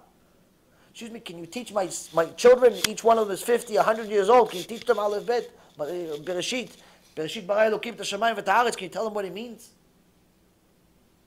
You know how embarrassing this is? Sometimes I go and I give lectures, a lot of people, and I tell people, do you understand what I mean? Everybody says, yes. So, once in a while, I know that they don't understand what I mean, so I explain it anyway. Why does everybody naturally say I understand? Because they're embarrassed to say I don't understand. It's embarrassing not to understand.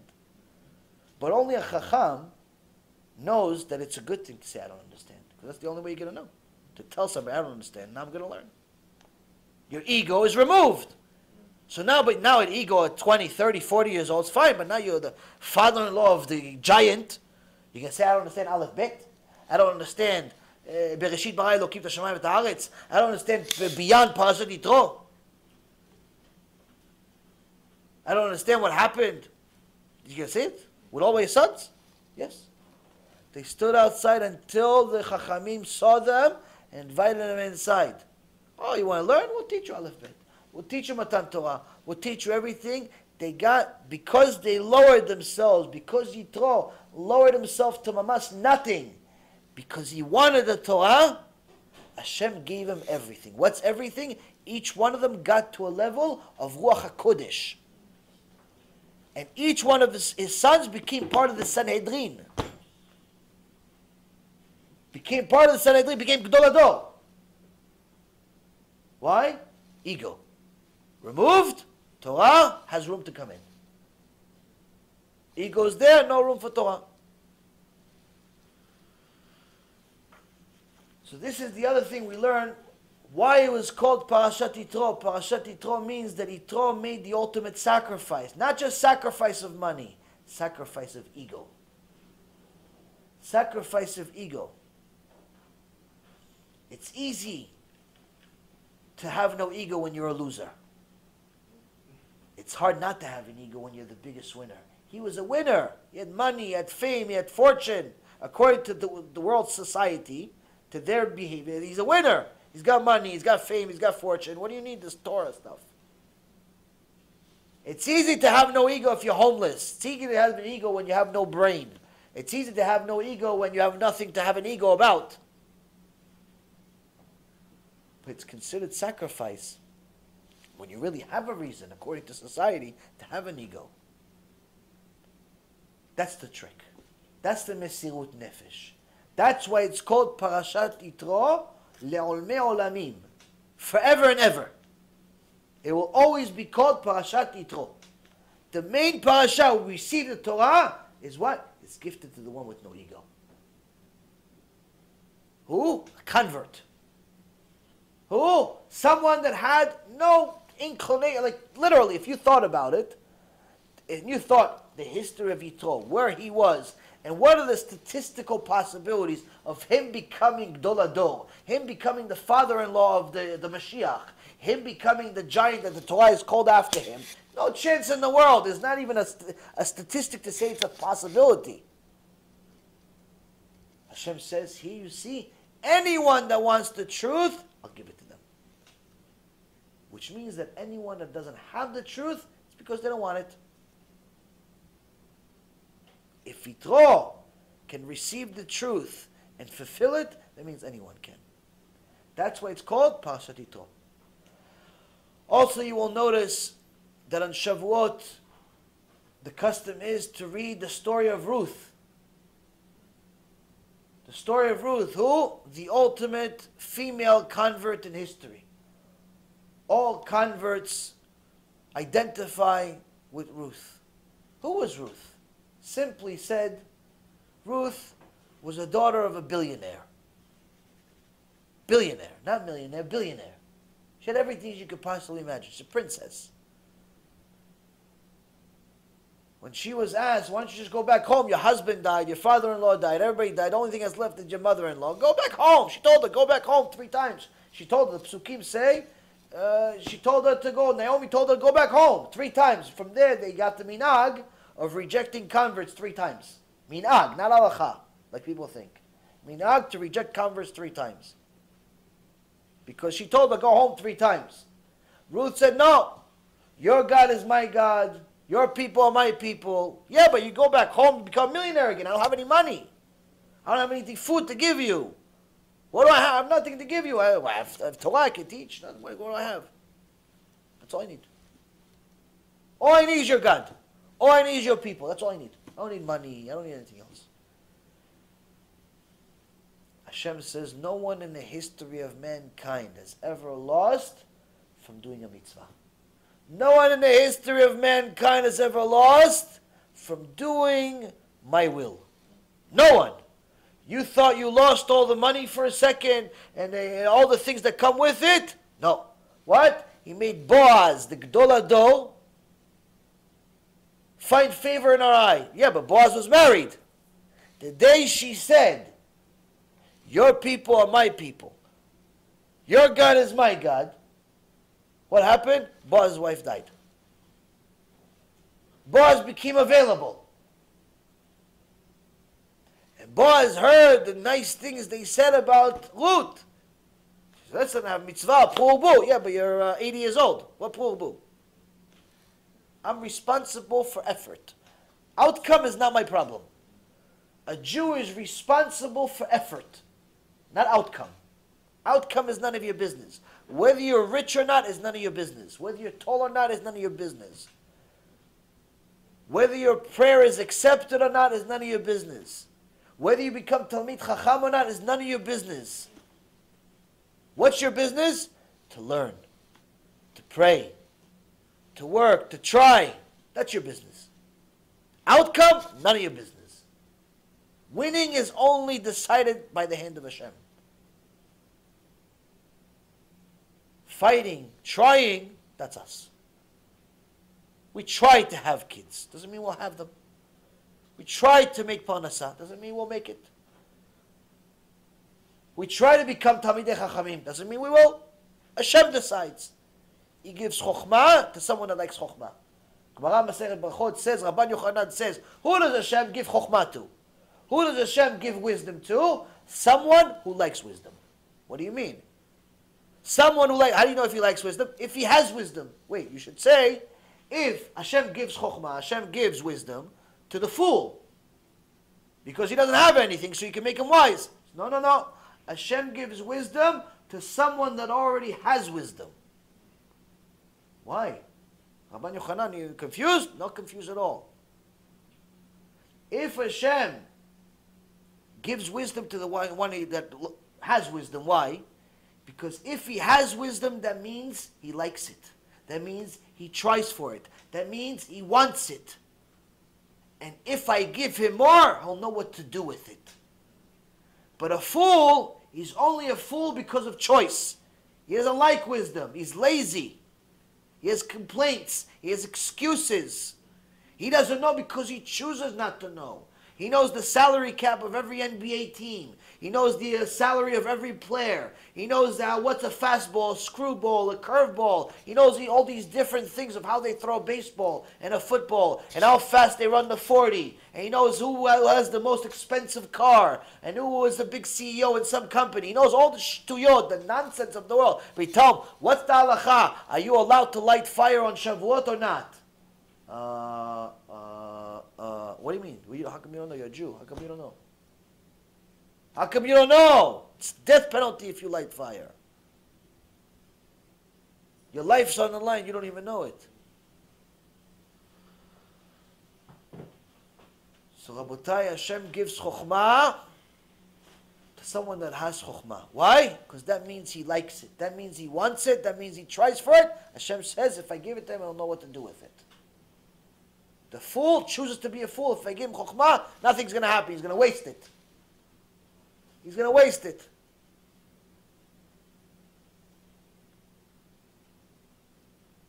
So Boaz says that I have to fulfill the mitzvah, prubu, I have to get married. And I have to make the deed, be with my wife.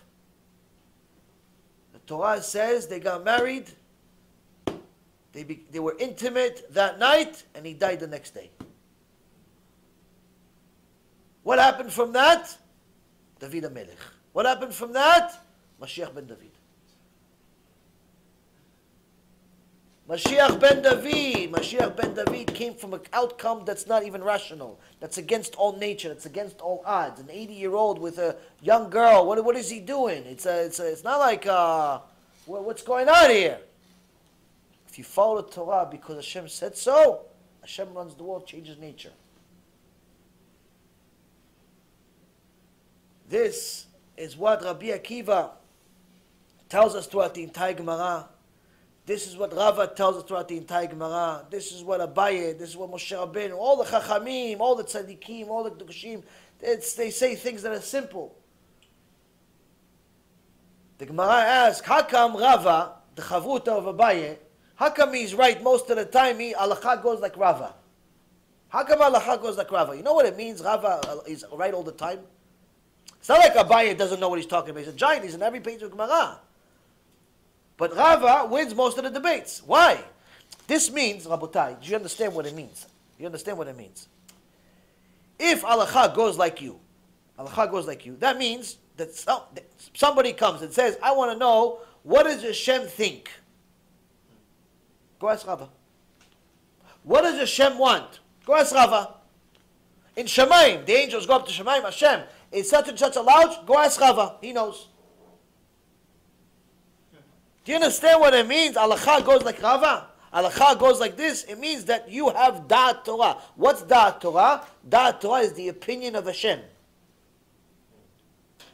Everything you say is in line with what Hashem thinks. Can you imagine such a thing? What did Rava do to earn such a thing? It's amazing. The Gemara in Masechet Shabbat, I heard this story originally, I read it, but I also heard it again, Rav Nisimi again. It's very important to give credit to the source, even though I read it originally from the Gemara, I also heard it from Rav Nisimi again as well. One time, Rabbi is sitting, learning Torah, and he's sitting on his hands for a long time. I don't know how long, could be days. Because what ended up happening is that his hands started bleeding. From sitting on them for so long, his hands, his fingers started bleeding, massive amount of blood. He didn't notice. He continued to learn. He's going back and forth. His hands are bleeding, gushing blood onto him. He's sitting on his hands, and his blood oozing out. He doesn't notice, nothing. Some heretic Sadducee comes to him and says to him, you nation of machmirim, you people are too stringent, you're too crazy. You should have first heard what Hashem said, and then decide if you want to accept it. But look what you guys do. You take things to the extreme. Look how you're studying. Your hands are bleeding. He says, we're not stringent.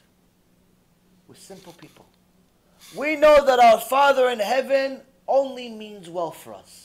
So we took his word. He said the Torah is good. We took the Torah. It didn't make a difference what it said. If our Father in heaven gave it, that means it's good. He says, you heretics, you're just looking for excuses not to do it. That's the difference. We're simple. If Hashem gave it, we know it's good. You are trying to compete with Hashem, who maybe you have a better idea. Mesirut nefesh for the Torah. It didn't make a difference. He was bleeding, not bleeding. It didn't make a difference. He didn't notice it. Why? He was glued to the Torah. He sacrificed his life for the Torah. But not just the Torah, he also sacrificed his life for Kvod Torah. He learned his Rav was Rav Yosef. Rav Yosef became blind. But the honor that Rava had for Rav Yosef was extraordinary. Anytime he would leave, after they finished learning, he would leave, he would always face Rav Yosef. He would always face him. Yeah, but he's blind, he can't see you. Doesn't make a difference if he's blind or not. The kavod Torah doesn't make a difference if somebody sees that I have kavod for the Torah or not. I have to have it. So every time he would walk away from his rabbi backwards, like you walk away from a Sefer Torah. When you go up to the Torah, you kiss the Torah. You're not supposed to turn your back to the Torah. It's no kavod the Torah. You're supposed to walk backwards, facing the Torah. When you go to the kotel, when you walk away from the kotel, you're not supposed to turn around right away. You're supposed to walk backwards. Why? It's not appropriate to give your back to the Torah. That's also why there's a minhag, in Middle Eastern minhag, that when a shoe is upside down, they turn it back up. Now people have turned this into ayn hara. It has nothing to do with ayn hara. The original reason of why you're not supposed to have a shoe upside down, or in essence, it's a minhag not to have it, it's that it's not kavod for Hashem to see the bottom of your shoe. Even though in reality, Hashem sees everything, the point is that that's how kedushim, how holy the people of Israel have been, to such an extent that we're even worried about how our shoes are. So we don't dishonor Hashem even with shoes that are in a closet. To such extent, Am Yisrael is worried. For Kvod Hashem, for Kvod Torah. Rava would walk away from his rabbi backwards. Several times he would hit himself and fall and get hurt. One time he hurt himself and blood started gushing out of his head. Now Rabbi Yosef asked, what happened? Something happened. So the students of the other students came to him and says, your student Rava, when he walks away from you and you finish learning, he walks backwards. So not to dishonor you, because you're like a Sefer Torah. Not to dishonor you, so he walks backwards, he doesn't give you his back. Because if that's the Kavod Torah that he has, and he got hurt over here because due to his Kavod Torah, may he get the same honor. What the same honor? Halacha will be like him for the rest of it, forever. Meaning he will get, because he has Mesirut Nefesh for the Torah, he has sacrifice for the Torah, and he also has Kavod for the Torah, may he achieve the level where his mind, his opinion, his ways will be Da'at Torah. Meaning, halacha is like him. What he thinks is what Hashem is thinking. What Hashem is desiring. Shtabach Shemo La'ad. Do you understand what kind of magnitude this is? Yes, somebody, what does Hashem want me to do here? Oh, ask Rava. But not ask Rava what's his opinion. No, what he says, Hashem says, go ask Rava. Tells the angels, you guys want to know something, go ask Rava. That's Da'at Torah, Rabotai. That's a holy person, make sacrifices. Make sacrifices for Hashem Yitbarach, make sacrifices, but obviously he's only winning. He's only winning due to it. To this day, we know who he is. Who's going to know who we are tomorrow? So, with that being said, we'll go over a few halachot of Shavuot so you know. First and foremost, you should know that Yom Tov, Shavuot is considered Yom Tov. Yom Tov means that it's the same as Shabbat, except cooking. Except when it comes to cooking.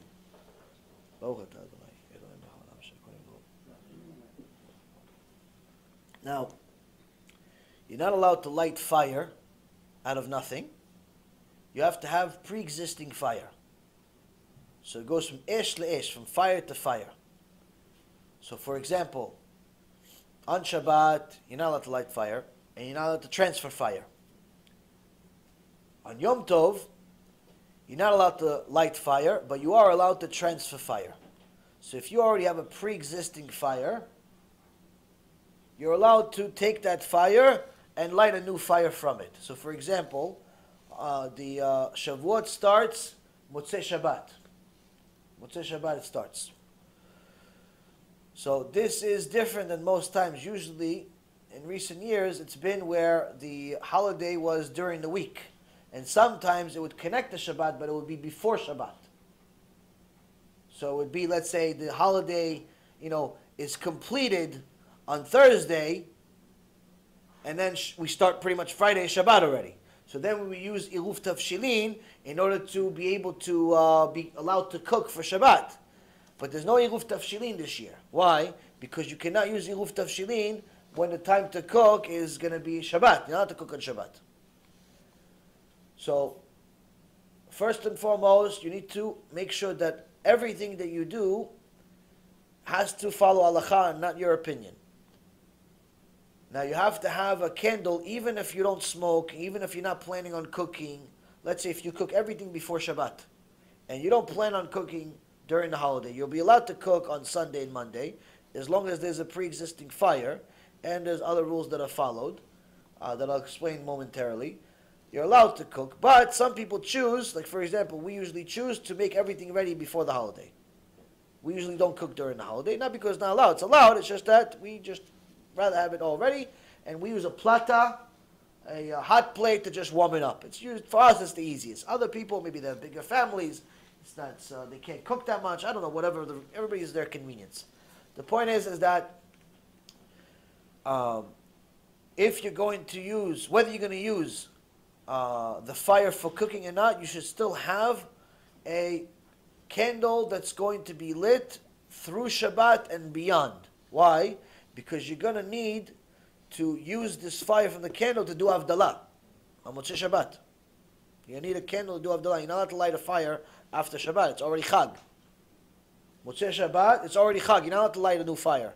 So you're only going to be able to use the fire from the candle you lit before Shabbat. So you have to get one of these 48-hour or 72-hour candles and light them before Shabbat and use that fire to light a new candle. Light a new candle for Havdalah, to do Havdalah.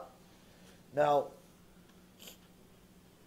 you shouldn't use that specific candle for Havdalah, you should use a different candle. But now you have a different issue, which is that you're not allowed to shut off the candle. You're not allowed to shut off the candle because it's still Chag.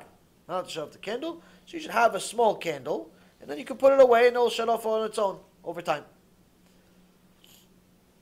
So have a candle because you need to use it for Havdalah anyway. Now, if you want to, for example, you want to cook on Sunday, it has to be under certain conditions. You cannot, if you have these dut shemesh. What's dut shemesh? Those not electric. It's the from the sun. The energy from the sun. What are they called? Solar panels. If your energy, I don't know if that's very common in Florida. I don't think it is. In California, it's very common. In some places in New York, if you have solar, then it makes life a lot easier. If you don't, like we don't, then using the electric stove is not possible unless you have a timer. Same thing with in regards to showering. During the Chag, if you have an electric boiler that's heating your water, you can't shower during the Chag. Only if it's either solar or it's in a way where the water is already preheated and there's not going to be new water going into the tank and reheated and recooked. So you have to go into the details. You have to know the logistics of how your boiler works or not. In reality, it's I think you could, pass without showering, or you could just do simple things like a wet towel or something like that. Just be careful not to rip any hairs and so on. But there are different ways that you can shower. If it's cold water, you could shower with cold water, and even with warm water, if you have the necessary tools to do it. On Shabbat, you're not allowed to shower. This is only talking about Sunday and on. Second thing, the other thing is that as far as if you're not going to be cooking, you're going to use a plata like us, a hot plate, then that plata has to be on from before Shabbat. So some people, it bothers them because they're concerned, maybe it's going to overwork itself or so on.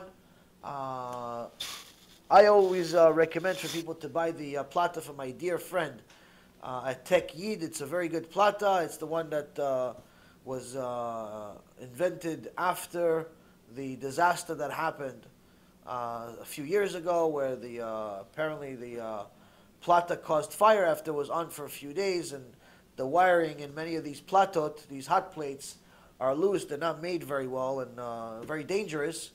It caused fire, and Hashem Yerachem, people died. So he actually he made a plata that's very safe. I can go on for a few days with no problems. Generally, I think that it's good to get it anyway. It's just because it's a good product. But aside from that, if you have one, you want to use it. Use it. You could also use it with a timer. If you have a timer that you want it to turn on and turn off, just make sure that it's done at the right times and not the wrong times. If you're going to cook with gas, if you have a gas stove, I don't know, most people in Florida that I know don't have gas stoves. If you have a gas stove, then you cannot use those little electric things that the chargers in the beginning. The charger thing, you have to light it from an existing fire. You can turn on the gas, but you have to make sure that you're not using that electric current, because that's a new fire that you're creating. The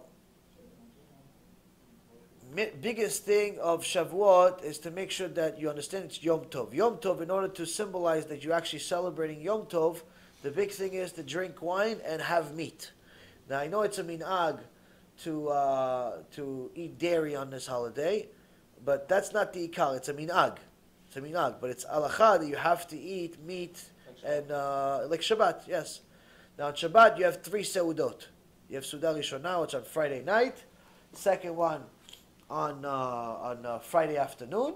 On Saturday afternoon, Shabbat afternoon, and the third one is usually Suda Shlishit, which is usually around, right after Mincha, around, at this time in Florida, it's around 7 or so. But since the Chag starts immediately after Shabbat, during the Motzei Shabbat, you're going to have another dinner for the Chag.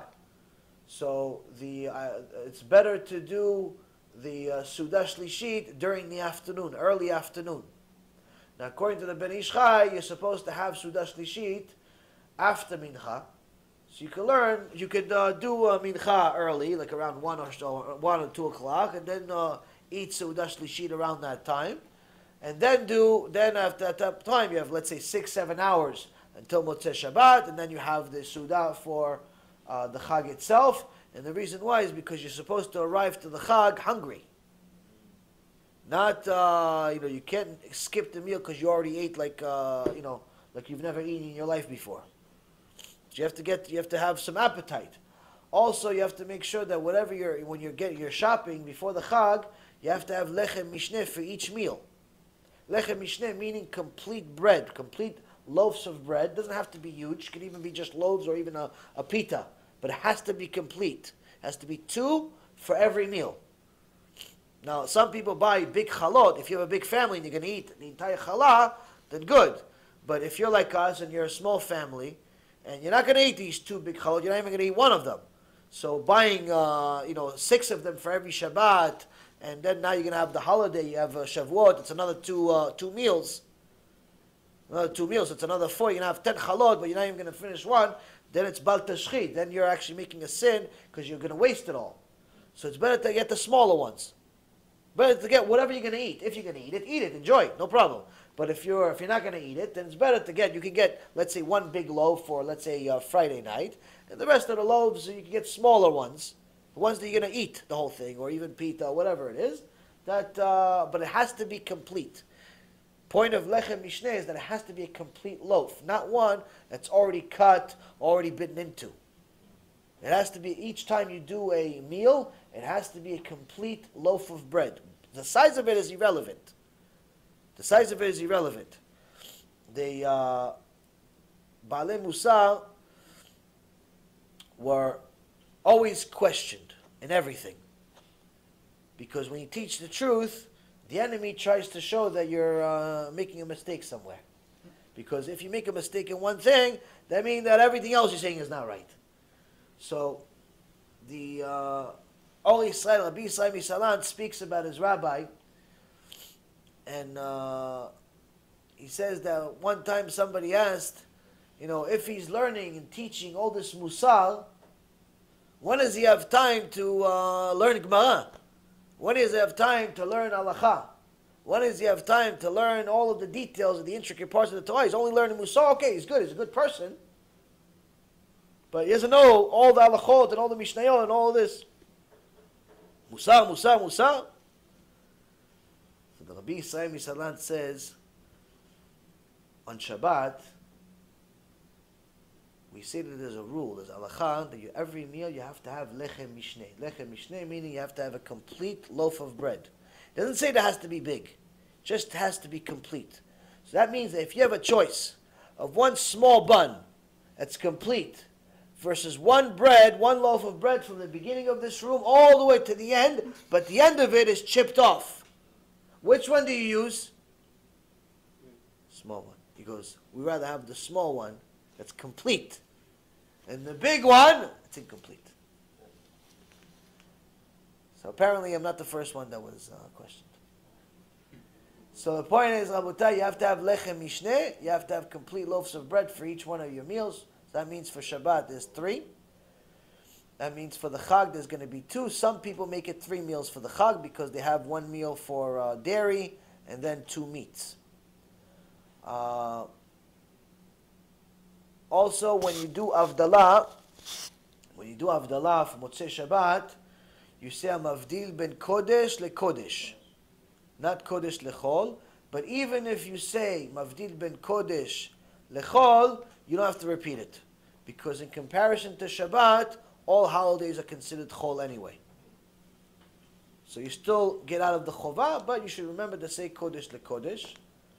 Also, when you do Avdalah, you do not make a blessing on the psamim, on the incense. You don't make a blessing on it during Avdalah.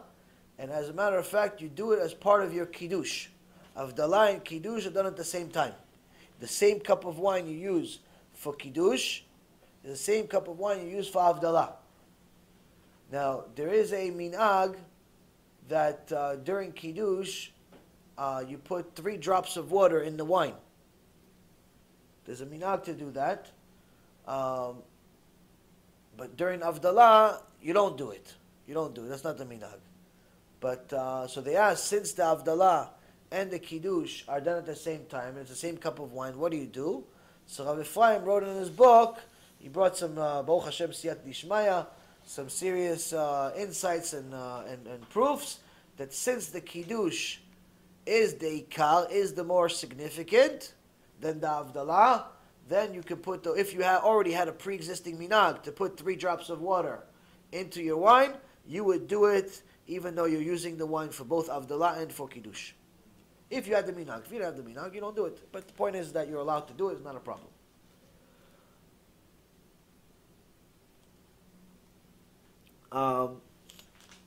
Once the Chag starts, really once Friday starts, there's no driving, there's no phones, there's no computer, there's no turning on and off your electricity. If you have one of these houses, or you've set up your house to have these timers, make sure that you program them for the Chag also.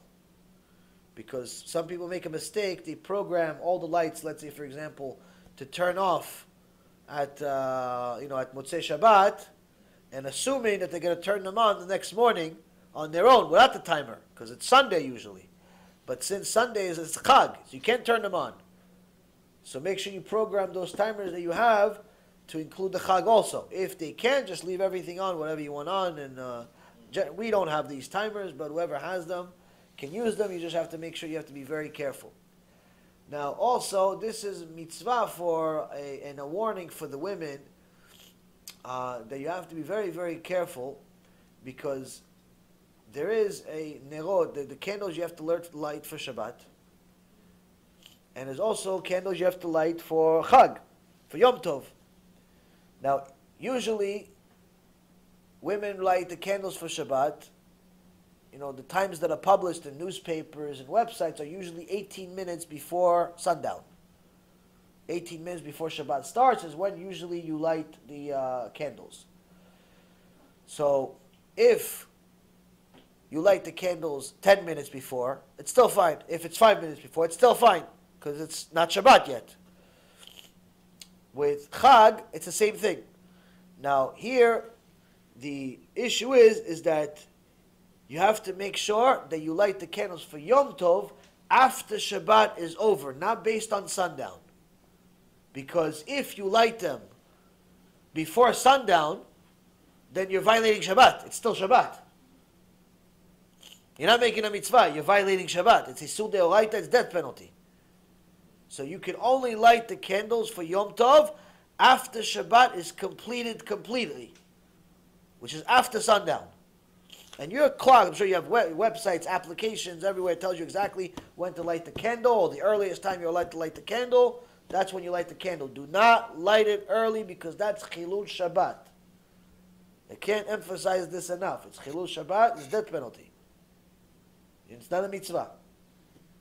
So you have to make sure to light it at the right time, and also use a pre-existing fire that you already lit from before Shabbat, because you can't light a new fire.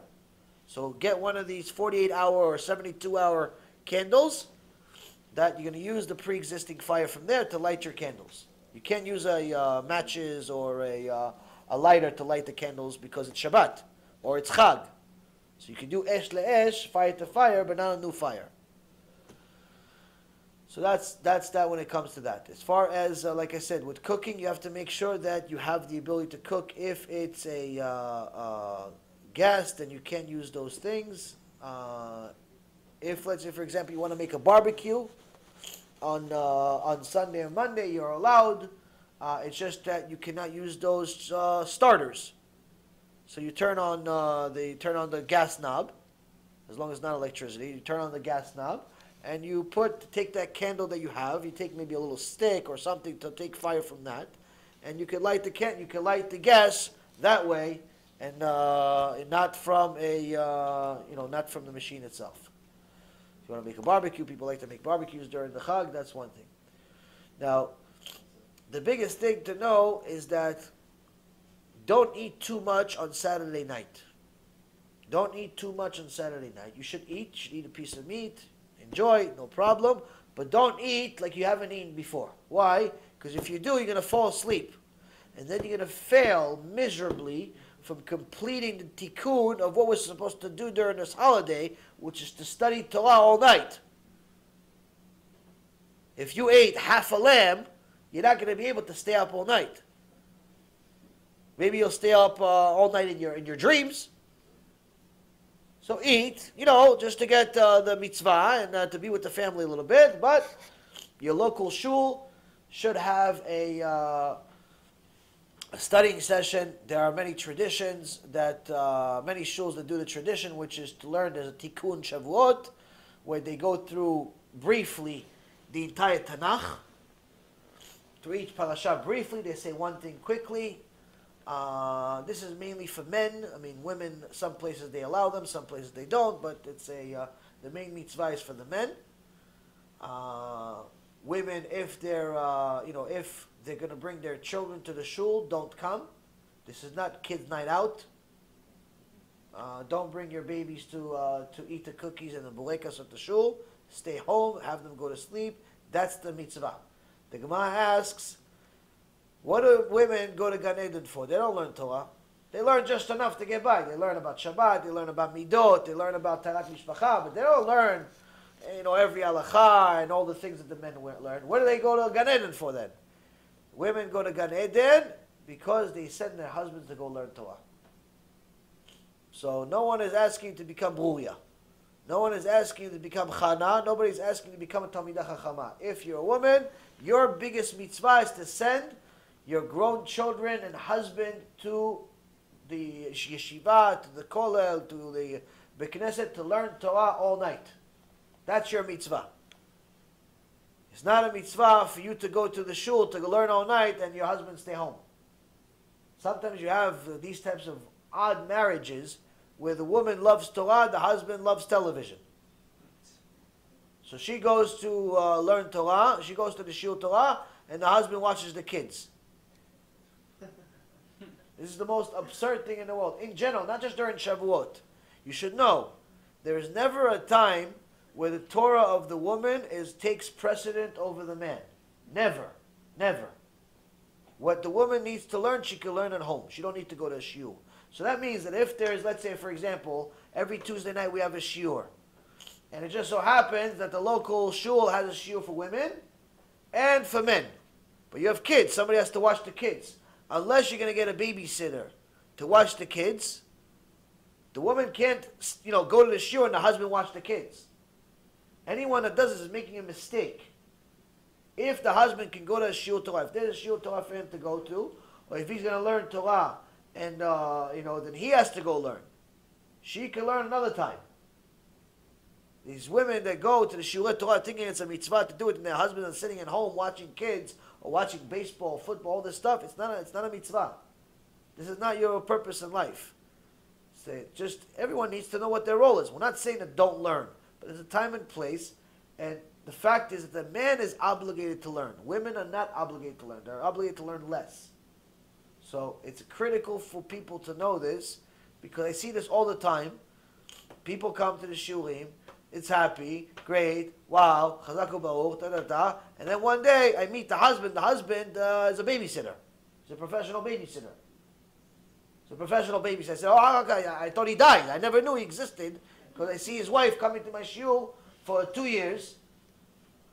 And one day I meet that there's a husband. I thought the guy died, divorced, I don't know. Then I meet the husband. The guy doesn't know how to keep shah, doesn't know anything. But his wife is at every shiur. No, this is not what we're supposed to do. Send him to the shiur. You stay home. Why? He's obligated. I know you like Torah. It's not a problem. I'm not saying don't learn. But he has to go. I'm not saying don't learn. But he's the one that has to go. So today we live in an upside down world. Baruch Hashem, teaching women is the easiest thing in the world. Why?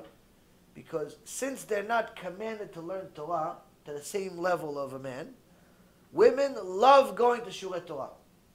They're the best students I have are women, Baruch Hashem. Best. This house, Baruch Hashem, best shiurim I've had. Why? They love Torah here. Ask some of my students, male students, to have a shiur Torah. I'm busy. Were you busy all the time? I'm tired. You're tired all the time? I don't know who's going to come. You don't know who's going to come all the time? Never. You can never do a shiur Torah in your house.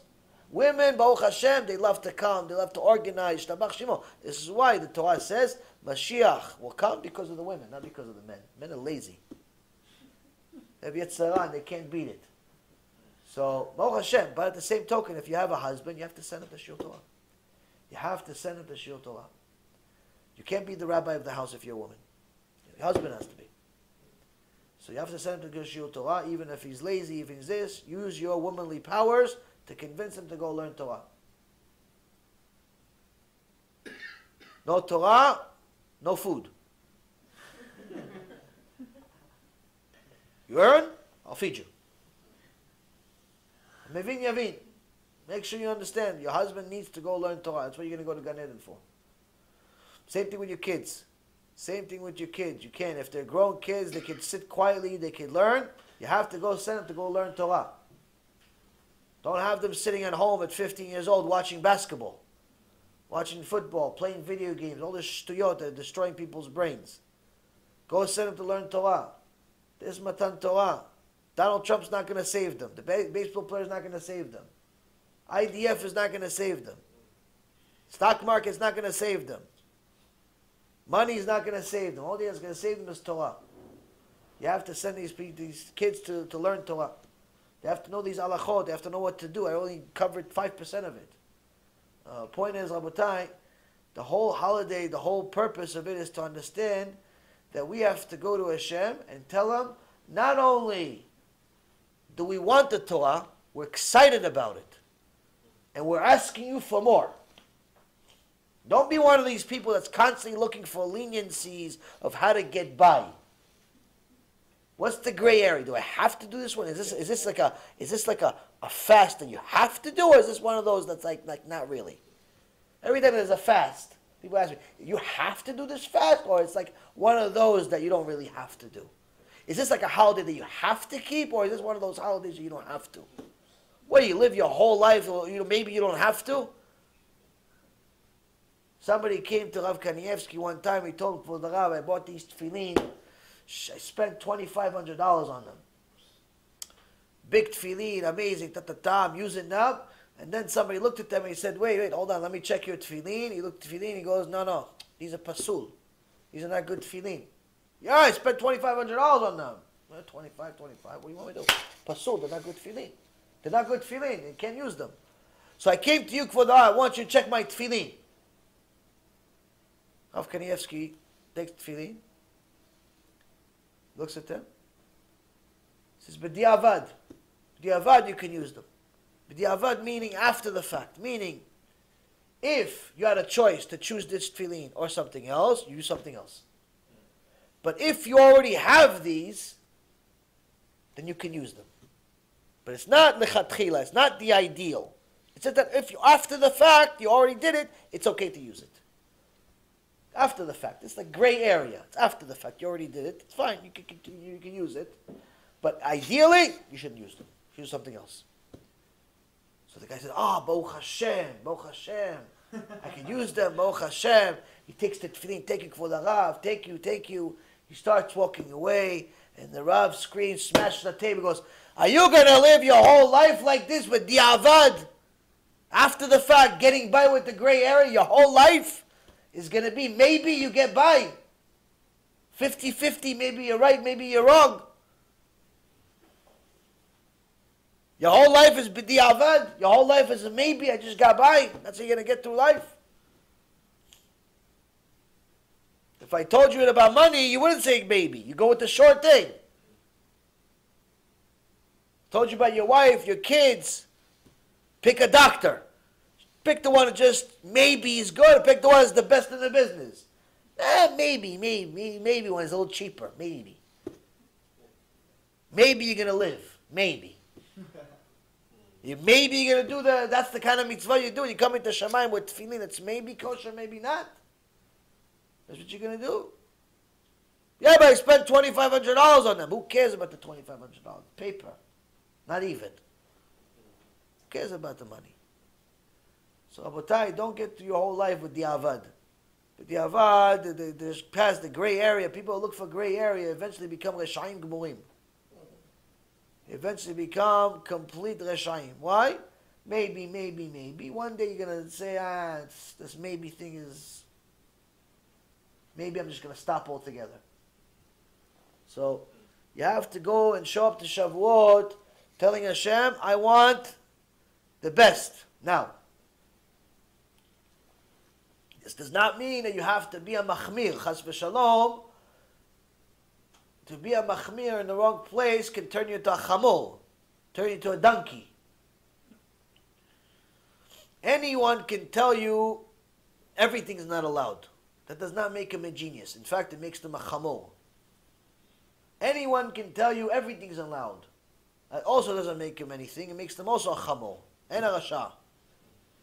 It only takes a Talmid Chacham to tell you what's allowed and also what you can get by without necessarily doing, simply because there is a legitimate way, Torah way, to have a leniency in the right place at the right time. Some chumrot, some stringencies are actually easy to do. You should do them. But some places there are leniencies that you can do, but you shouldn't. And some places, it's black and white. The point is, this is where you have to have a Rav. This is where you have to have a Rav, tell you what's this, what's right, what's left, where can I have a leniency, where should I do a stringency, and so on and so forth. There's certain things you should be stringent about. There's certain things you can be lenient about. No problem. It's not a problem to be lenient in certain things. It's good to be lenient. Rav Ovadia was lenient on many, many things. People think he was strict. He's not. He was very lenient. Only difference is he was lenient where he was allowed to be lenient, not just because it made people happy. So that's what a real Chacham is. A real Chacham finds the kosher way of being lenient, because just to tell you everything is not allowed, it destroys the Torah. It distorts the Torah. Torah is not supposed to be a burden. So you have to arrive on Shavuot and tell Hashem, you want everything. You want His Torah. The lenient part and the stringent part. The part that's hard for you and the part that's not so hard for you. Why? Because you know it's good for you. How do you know it's good for you? Because it's coming from Him. If it's coming from Hashem, it must be good. So this, for example, anyone that's Sephardic should get this series of Yalkut Yosef in their house. This is a very, very simple explanation of all of the halachot for what we have day to day of how to survive. Now this specific book is about Shavuot and Yom Tov. Why is Shavuot and Yom Tov connected? Because Shavuot is Yom Tov. Some of the holidays are not considered Yom Tov. Like Chanukah is not Yom Tov. Purim is not Yom Tov. But Shavuot, Sukkot, Pesach, Rosh Hashanah, Yom Kippur, that's all considered Yom Tov. Yom Tov is the same thing as Shabbat with the exception of cooking. Also, last thing is you have to understand is you're not allowed to prepare on Shabbat for Yom Tov. Meaning, you're not allowed to cook on Shabbat for Yom Tov. Even though you're allowed to cook on Yom Tov if you have the certain tools that you're able to do it with, let's say, the barbecue or whatever it is, pre-existing fire. But you're not allowed to do it on Shabbat. You're not allowed to prepare on Shabbat for anything that's happening after Shabbat, even Yom Tov. Also, but it's not just cooking. Even setting the table. You're not allowed to set the table for Yom Tov on Shabbat. So if, let's say, for example, your husband went to shul early, he went, let's say, at 5 o'clock or 6 o'clock, wherever he went, and you figure you want to have the table ready, you know, you have a couple of hours, so let me just do this right away. Let me set up the table now, put the plates, put the salad, put whatever you want, to set up for Yom Tov, because as soon as he comes home, you have to have Kiddush all over again. It's Yom Tov, it's Shavuot. You're not allowed to set up the table as long as it's Shabbat. Why? Because you're setting up something on Shabbat, you're preparing something on Shabbat without enjoying it on Shabbat. On the other hand, if you want to sweep, to clean up again, then that you're allowed to do. Why you're allowed to sweep or clean a little bit? Because technically the cleaning is something you are going to enjoy at that moment. Even though you'll benefit out of it on Yom Tov also, you'll benefit out of it right there and then also. So if you're going to benefit out of it at that moment too, you're allowed to do it. If it's purely preparation for the Chag, not allowed to do it on Shabbat. So, if you want to change the thing on the table and all of that stuff, you cannot do it unless it's already after Shabbat. Can't prepare for the Chag during Shabbat. Don't worry, the food's not going to run away. People are so crazy about food, they make the entire holidays about food. They make the entire Shabbat about food. How many times you go to houses, you go to different people, and you see the entire Shabbat, all about food. Oh, you ate that salad? Yeah, I ate the salad. You ate that salad? Yeah. You ate that meat? You ate that meat. You had the chicken? You had the chicken. Yeah. Anybody have Dvar Torah? Yeah, my 6-year-old is going to give me Dvar Torah. My 6-year-old is going to give us Dvar Torah. Okay, the 6-year-old, Chazakul Baruch. What about the father of the 6-year-old? The 36-year-old, the 46-year-old? What about his Dvar Torah? No, I didn't read this parasha. Oh, so the 6-year-old is not obligated. He's going to give the Dvar Torah for the entire family. The father doesn't say a thing. It's a joke of the year. The only reason you have Shabbat is because of the Torah. Gemara asks, how come Rabbi Yosef, the rabbi of Rava, that Halakha goes like him, why did he have the merit to have such a student like Rava? Why? Because he told the students for Shavuot, I want you to give me a whole calf. I want a whole calf. Because Kvod Rav doesn't eat so much meat. You can eat such a meat. What's Yom Tov? You don't eat meat the whole year. You can eat meat like this on one holiday like this. Because you don't understand what Shavuot is. If it wasn't for Shavuot, Rabbi Yosef would be cleaning streets in the market. There wouldn't be a Rabbi Yosef. Why? If there wasn't Shavuot, there wouldn't be Torah. What else would I do in this world if not for the Torah? If it wasn't for the Torah, you'd be a scientist looking for rats in the street just to identify diseases, maybe. You'd be picking up garbage. You'd be playing with the manure of the cows to put fertilizer. If it wasn't for the Torah, you'd be a purposeless being. Rabbi Yosef understood, if it wasn't for the Torah, what would I be? Nothing. There's nothing other than Torah. That's what Shavuot is, Rabotai. That's what Shavuot is. So, this book, if you're Sephardic, this is it. For Ashkenazim, there's obviously many others. The point is, you need to have a source that's very simple for you to understand of how to follow the Chagim. There's also a series, a book called, I think it's called Our Heritage, I believe. Something like that. Our Heritage, a series, 3-part series book that I recommend for all Jews, converts, and so on to get. It gives you a good explanation with some halachot of each one of the important days in Judaism. You should get this. The point is, Rabotai, don't learn your entire Torah from the internet. Read some books, for heaven's sake. Get some books, take the money, instead of buying another dinner, another steak, another navigation system, another iPhone, another nonsense they buy. Get some books and read them. Don't be one of these people that has a beautiful shelf of books and everything is brand new with the sticker on it still, because you never read it. Have the books and read them. You have to have some things that are going to tell you how to function every day, how to function in your life. You need to know what to do. You're going to have kids. If you're a kid, you have a wife, you have to know what's going on. Of course, I'm more than happy to answer all questions, but a lot of the times people ask questions, and I ask myself, really, like I was the last source, like you couldn't just go and buy and open a book and just ask me if it's allowed to drive on Shabbat or not. Like, some of the questions are difficult, Baruch Hashem, and I love those questions. Even the easy ones I like. I don't have a problem with it. But sometimes you see that really the question is not because the question. The question is because people are lazy. They don't want to open a book and learn themselves. You have to open a book. You have to learn. I'm more than happy to answer questions. But if I'm your only source, there's a problem here. Houston, we have a problem. Ask questions. Baruch haba. But you have to study also on your own. Don't just go to Rabbi Google. Buy some books. Do some homework. Learn some Torah. Stop watching TV. It's considered Avodah Zarah according to the Stipler. Stipler Gaon says television is Avodah Zarah. It's not this is not a stringency. Simply Avodah Zarah. Stop watching television. It's shtuyot anyway. It's just destroying brains. That's it. I mean, anybody have any specific questions? I mean, there's plenty of things I could go over, but we could go to Halachot. It's going to take another 2-3 hours. I mean, the basics you guys know of right now.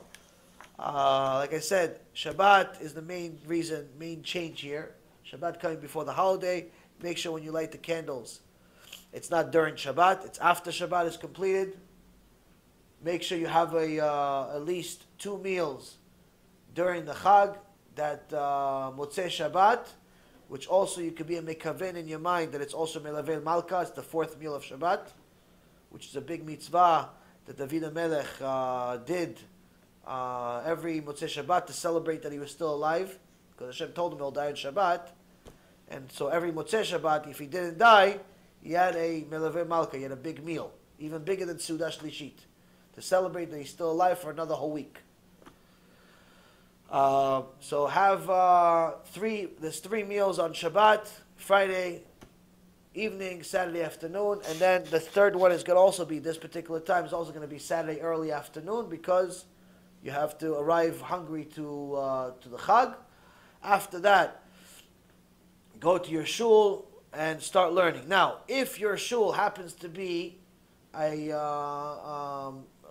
carnival, where pretty much everybody's just smoking cigarettes all day and joking around, then not only you shouldn't go there, you're not allowed to go there. If you see that you go there and everybody's just eating, drinking, smoking, and doing nothing, take yourself up, pick yourself up, and make another mitzvah. What's a mitzvah? Leave the Moshav Letzim. Moshav Letzim is a place of clowns. Ashrei Adam, praiseworthy is the person that doesn't go to a place of leitzim, of clowns. Leave the place, go home, or go to a different shul that has serious Torah there. This is not a time to hang out. I'm not saying that you can't breathe, and you want to eat. You want to drink. You want to smoke. Do it. Everything's allowed. But don't just make it just about that. And by the way, if you're smoking cigarette, there's a leniency. Even though smoking is bad for you, if you're already addicted to it, there's a leniency from Rav Ovadia that Rav Tzion Abba Shaul agreed with as well, that if you smoke cigarettes, you're allowed to smoke cigarettes on the Yom Tov as long as it's from a pre-existing fire. Meaning you're lighting a cigarette from a pre-existing fire, not from your lighter. In general, you shouldn't smoke. It's bad for your health. But trust me, I know the addiction. I smoked for almost 20 years before I quit, Baruch Hashem. I didn't quit because I didn't like it. I quit because I knew Hashem didn't like it. But if it was up to me, I'd still smoke right now in front of you. So I know how the addiction is. Trust me, I did it for 20 years. But when you know that Hashem doesn't like it, and you want Him to like you, you try to do whatever you can to stop doing the things He doesn't like. So as far as Friday, light the candles for Shabbat, plus an extra candle that you're going to use for the Chag. Have the dinner, enjoy. Saturday morning, Shabbat, regular. Then you have a Sudah Shlishit. Then on Motzei Shabbat, you light the candles. You do Havdalah with that pre-existing fire. You just light a new candle from that pre-existing fire. You do a blessing on the fire. You do a blessing on the wine. You do not do a blessing on the incense. You have dinner. You go study Torah. After that, you're going to study all night. You pray at the shul early in the morning. Usually they have early minyans. You pray. You go home. You get a couple of hours of rest. Whatever you need to rest. Don't sleep the whole entire day, but sleep whatever you need to sleep. Then, in the morning, afternoon, you have to go to shul again. There's another meal in the afternoon. Because we're in the exile, we have 2 Yom Tovs. In Israel, the holiday is from Motzei Shabbat until it's one day. In the exile, our Chag is finished at the end of Monday, whereas their Chag is finished at the end of Sunday. Touches life. It doesn't matter if you're Israeli. It doesn't matter if you're Argentinian. It doesn't matter if you're a sumo wrestler or if you're a Martian. If you're a Jew and you live in the exile, you have to celebrate 2 Yom Tovs. Agree with it or not is irrelevant. As a matter of fact, even if you went on vacation to Israel, you still have to do 2 days over there. Why? Because you're only there for vacation. You don't live there. If you move there, then you could do 1 day.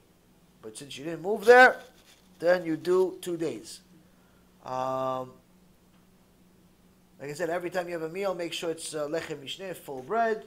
Enjoy the meal. And also, last but not least, make sure you do not allow the Satan to ruin the entire mitzvah. There's a very, very simple way that the Satan can ruin the entire mitzvah, the entire Chag, and all of it turns to garbage. How? Getting angry. It's very easy to get angry at family, at yourself, at the cooking, at the air conditioning not working, at the neighbors, at the kids, at the dog, at the cat, at the everything, at yourself. It's very easy to get angry. Why? Because the biggest mitzvah is not to get angry. You have to be happy during these holidays. So if you have nothing good to say, don't say anything. Learn how to be quiet. If your wife made you angry, your husband made you angry, that's the mitzvah. Say nothing. Say nothing. Say nothing. Kids are annoying you, don't say anything. Whatever. You have to obviously discipline them the way you have discipline, but don't get angry. Getting angry is considered avodah zarah, rabotai. We'll learn about it next week, B'ezrat Hashem. The next Mishnah. We're out of time today. But anger is horrible. Horrible. B'ezrat Hashem, I'll do tshuva for it myself. This is one of my biggest tikkunim. It's very easy to get angry. There's no such person as someone not getting angry. The Mishnah doesn't talk about people that don't get angry because it's not possible. Everybody gets angry. But you have to control yourself. So specifically during this Chag, you cannot get angry. So there's no shiur on Sunday this coming week because of the Chag. But so the next shiur, Bezrat Hashem, will be next Tuesday. Next Tuesday at the Breslov Center, Bezrat Hashem. Unless you guys have any questions, we'll call it tonight. Anybody? Same price. Usually I shut off the camera. Okay, shut off the camera. No, go ask questions. See, I didn't know. I thought the parts about Shavuot would be half hour. I think it's longer than a regular shiur. Such is the Torah. Torah, Baruch Hashem, is endless. Endless. Can somebody sleep like first part of the night and wake up after Chatzot or right before so they can start learning? Oh yeah, sure. Yeah, you could rest a couple of hours. Sure, you can rest a couple of hours to before studying for the night. Yeah, sure.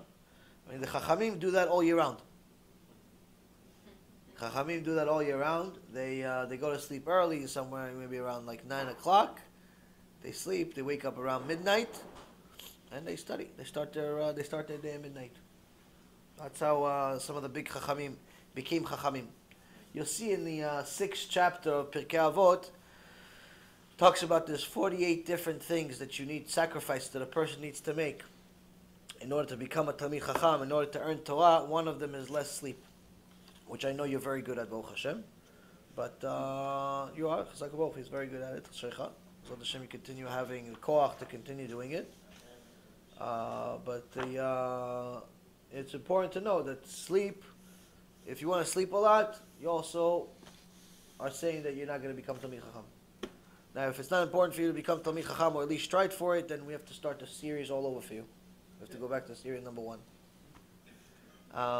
The point is, like I said, becoming a Talmid Chacham is not up to us. Trying to be. That's the point. That's up to us. We could try to be. So yes, you can rest a little bit during the afternoon. You're going to have some time because you're probably going to pray mincha early. Most places are probably going to have mincha around like 1, 2 o'clock. Then you're back home, and between that and Alvit is probably 6 hours or so. So you can rest. You get a couple of hours during Shabbat afternoon, or after the Kiddush you get an hour or so. But just make sure that you get up. That's the thing. Sometimes it's easy to fall asleep. It's hard to get up. So make sure you get up. But again, remember, it's better something than nothing. So even if you oversleep and you wake up, 2 o'clock in the morning, still get up and go study. Go to the shul, go study in your own, whatever, but go, do it. It's good to go to the shul and study with people because that's going to help you stay up. Unless you already have it where you already are able to study by yourself all night. Some people are like that. I personally like to study by myself. I don't really like studying with people. But sometimes I do, sometimes I don't. I like studying with you guys. It's a shiur, it's different. But, it's like the big thing where there's like everybody gives their own opinion and stuff like that. I'm not usually a big fan. But if you have a good group of people, it could be great. Point is, Rabotai, make sure you study. That's the ikal. Being with your friends is not the ikal. Eating cheese is not the ikal. Ikal meaning the most important. It's all good. You can do it. But don't turn the important into non-important and the non-important into the important. Any questions? Look how amazing the Baalat Habayit is. You guys just learned Torah, and now she's giving you a 5-course meal of Ishtabach Shimolad. In the middle of the night, you have a 5-course meal. I don't understand. Hillel HaZaken is in Gan Eden right now. He's saying, listen, how come over there they wouldn't even let me learn Torah without paying? They wouldn't let me learn Torah without paying. He had to give half of his salary to the Bet Midrash so they could come let him learn, not to eat. Let him learn. Half the money he gives to his family so they can eat. And half the money to the college so he could go learn. You guys come learn the Baalat Habayit Tzadikah. She's giving you a 5-course meal over there. Shtabach Shimolad. You see, it's easy. It's good, but it's also kitrug if you don't come learn.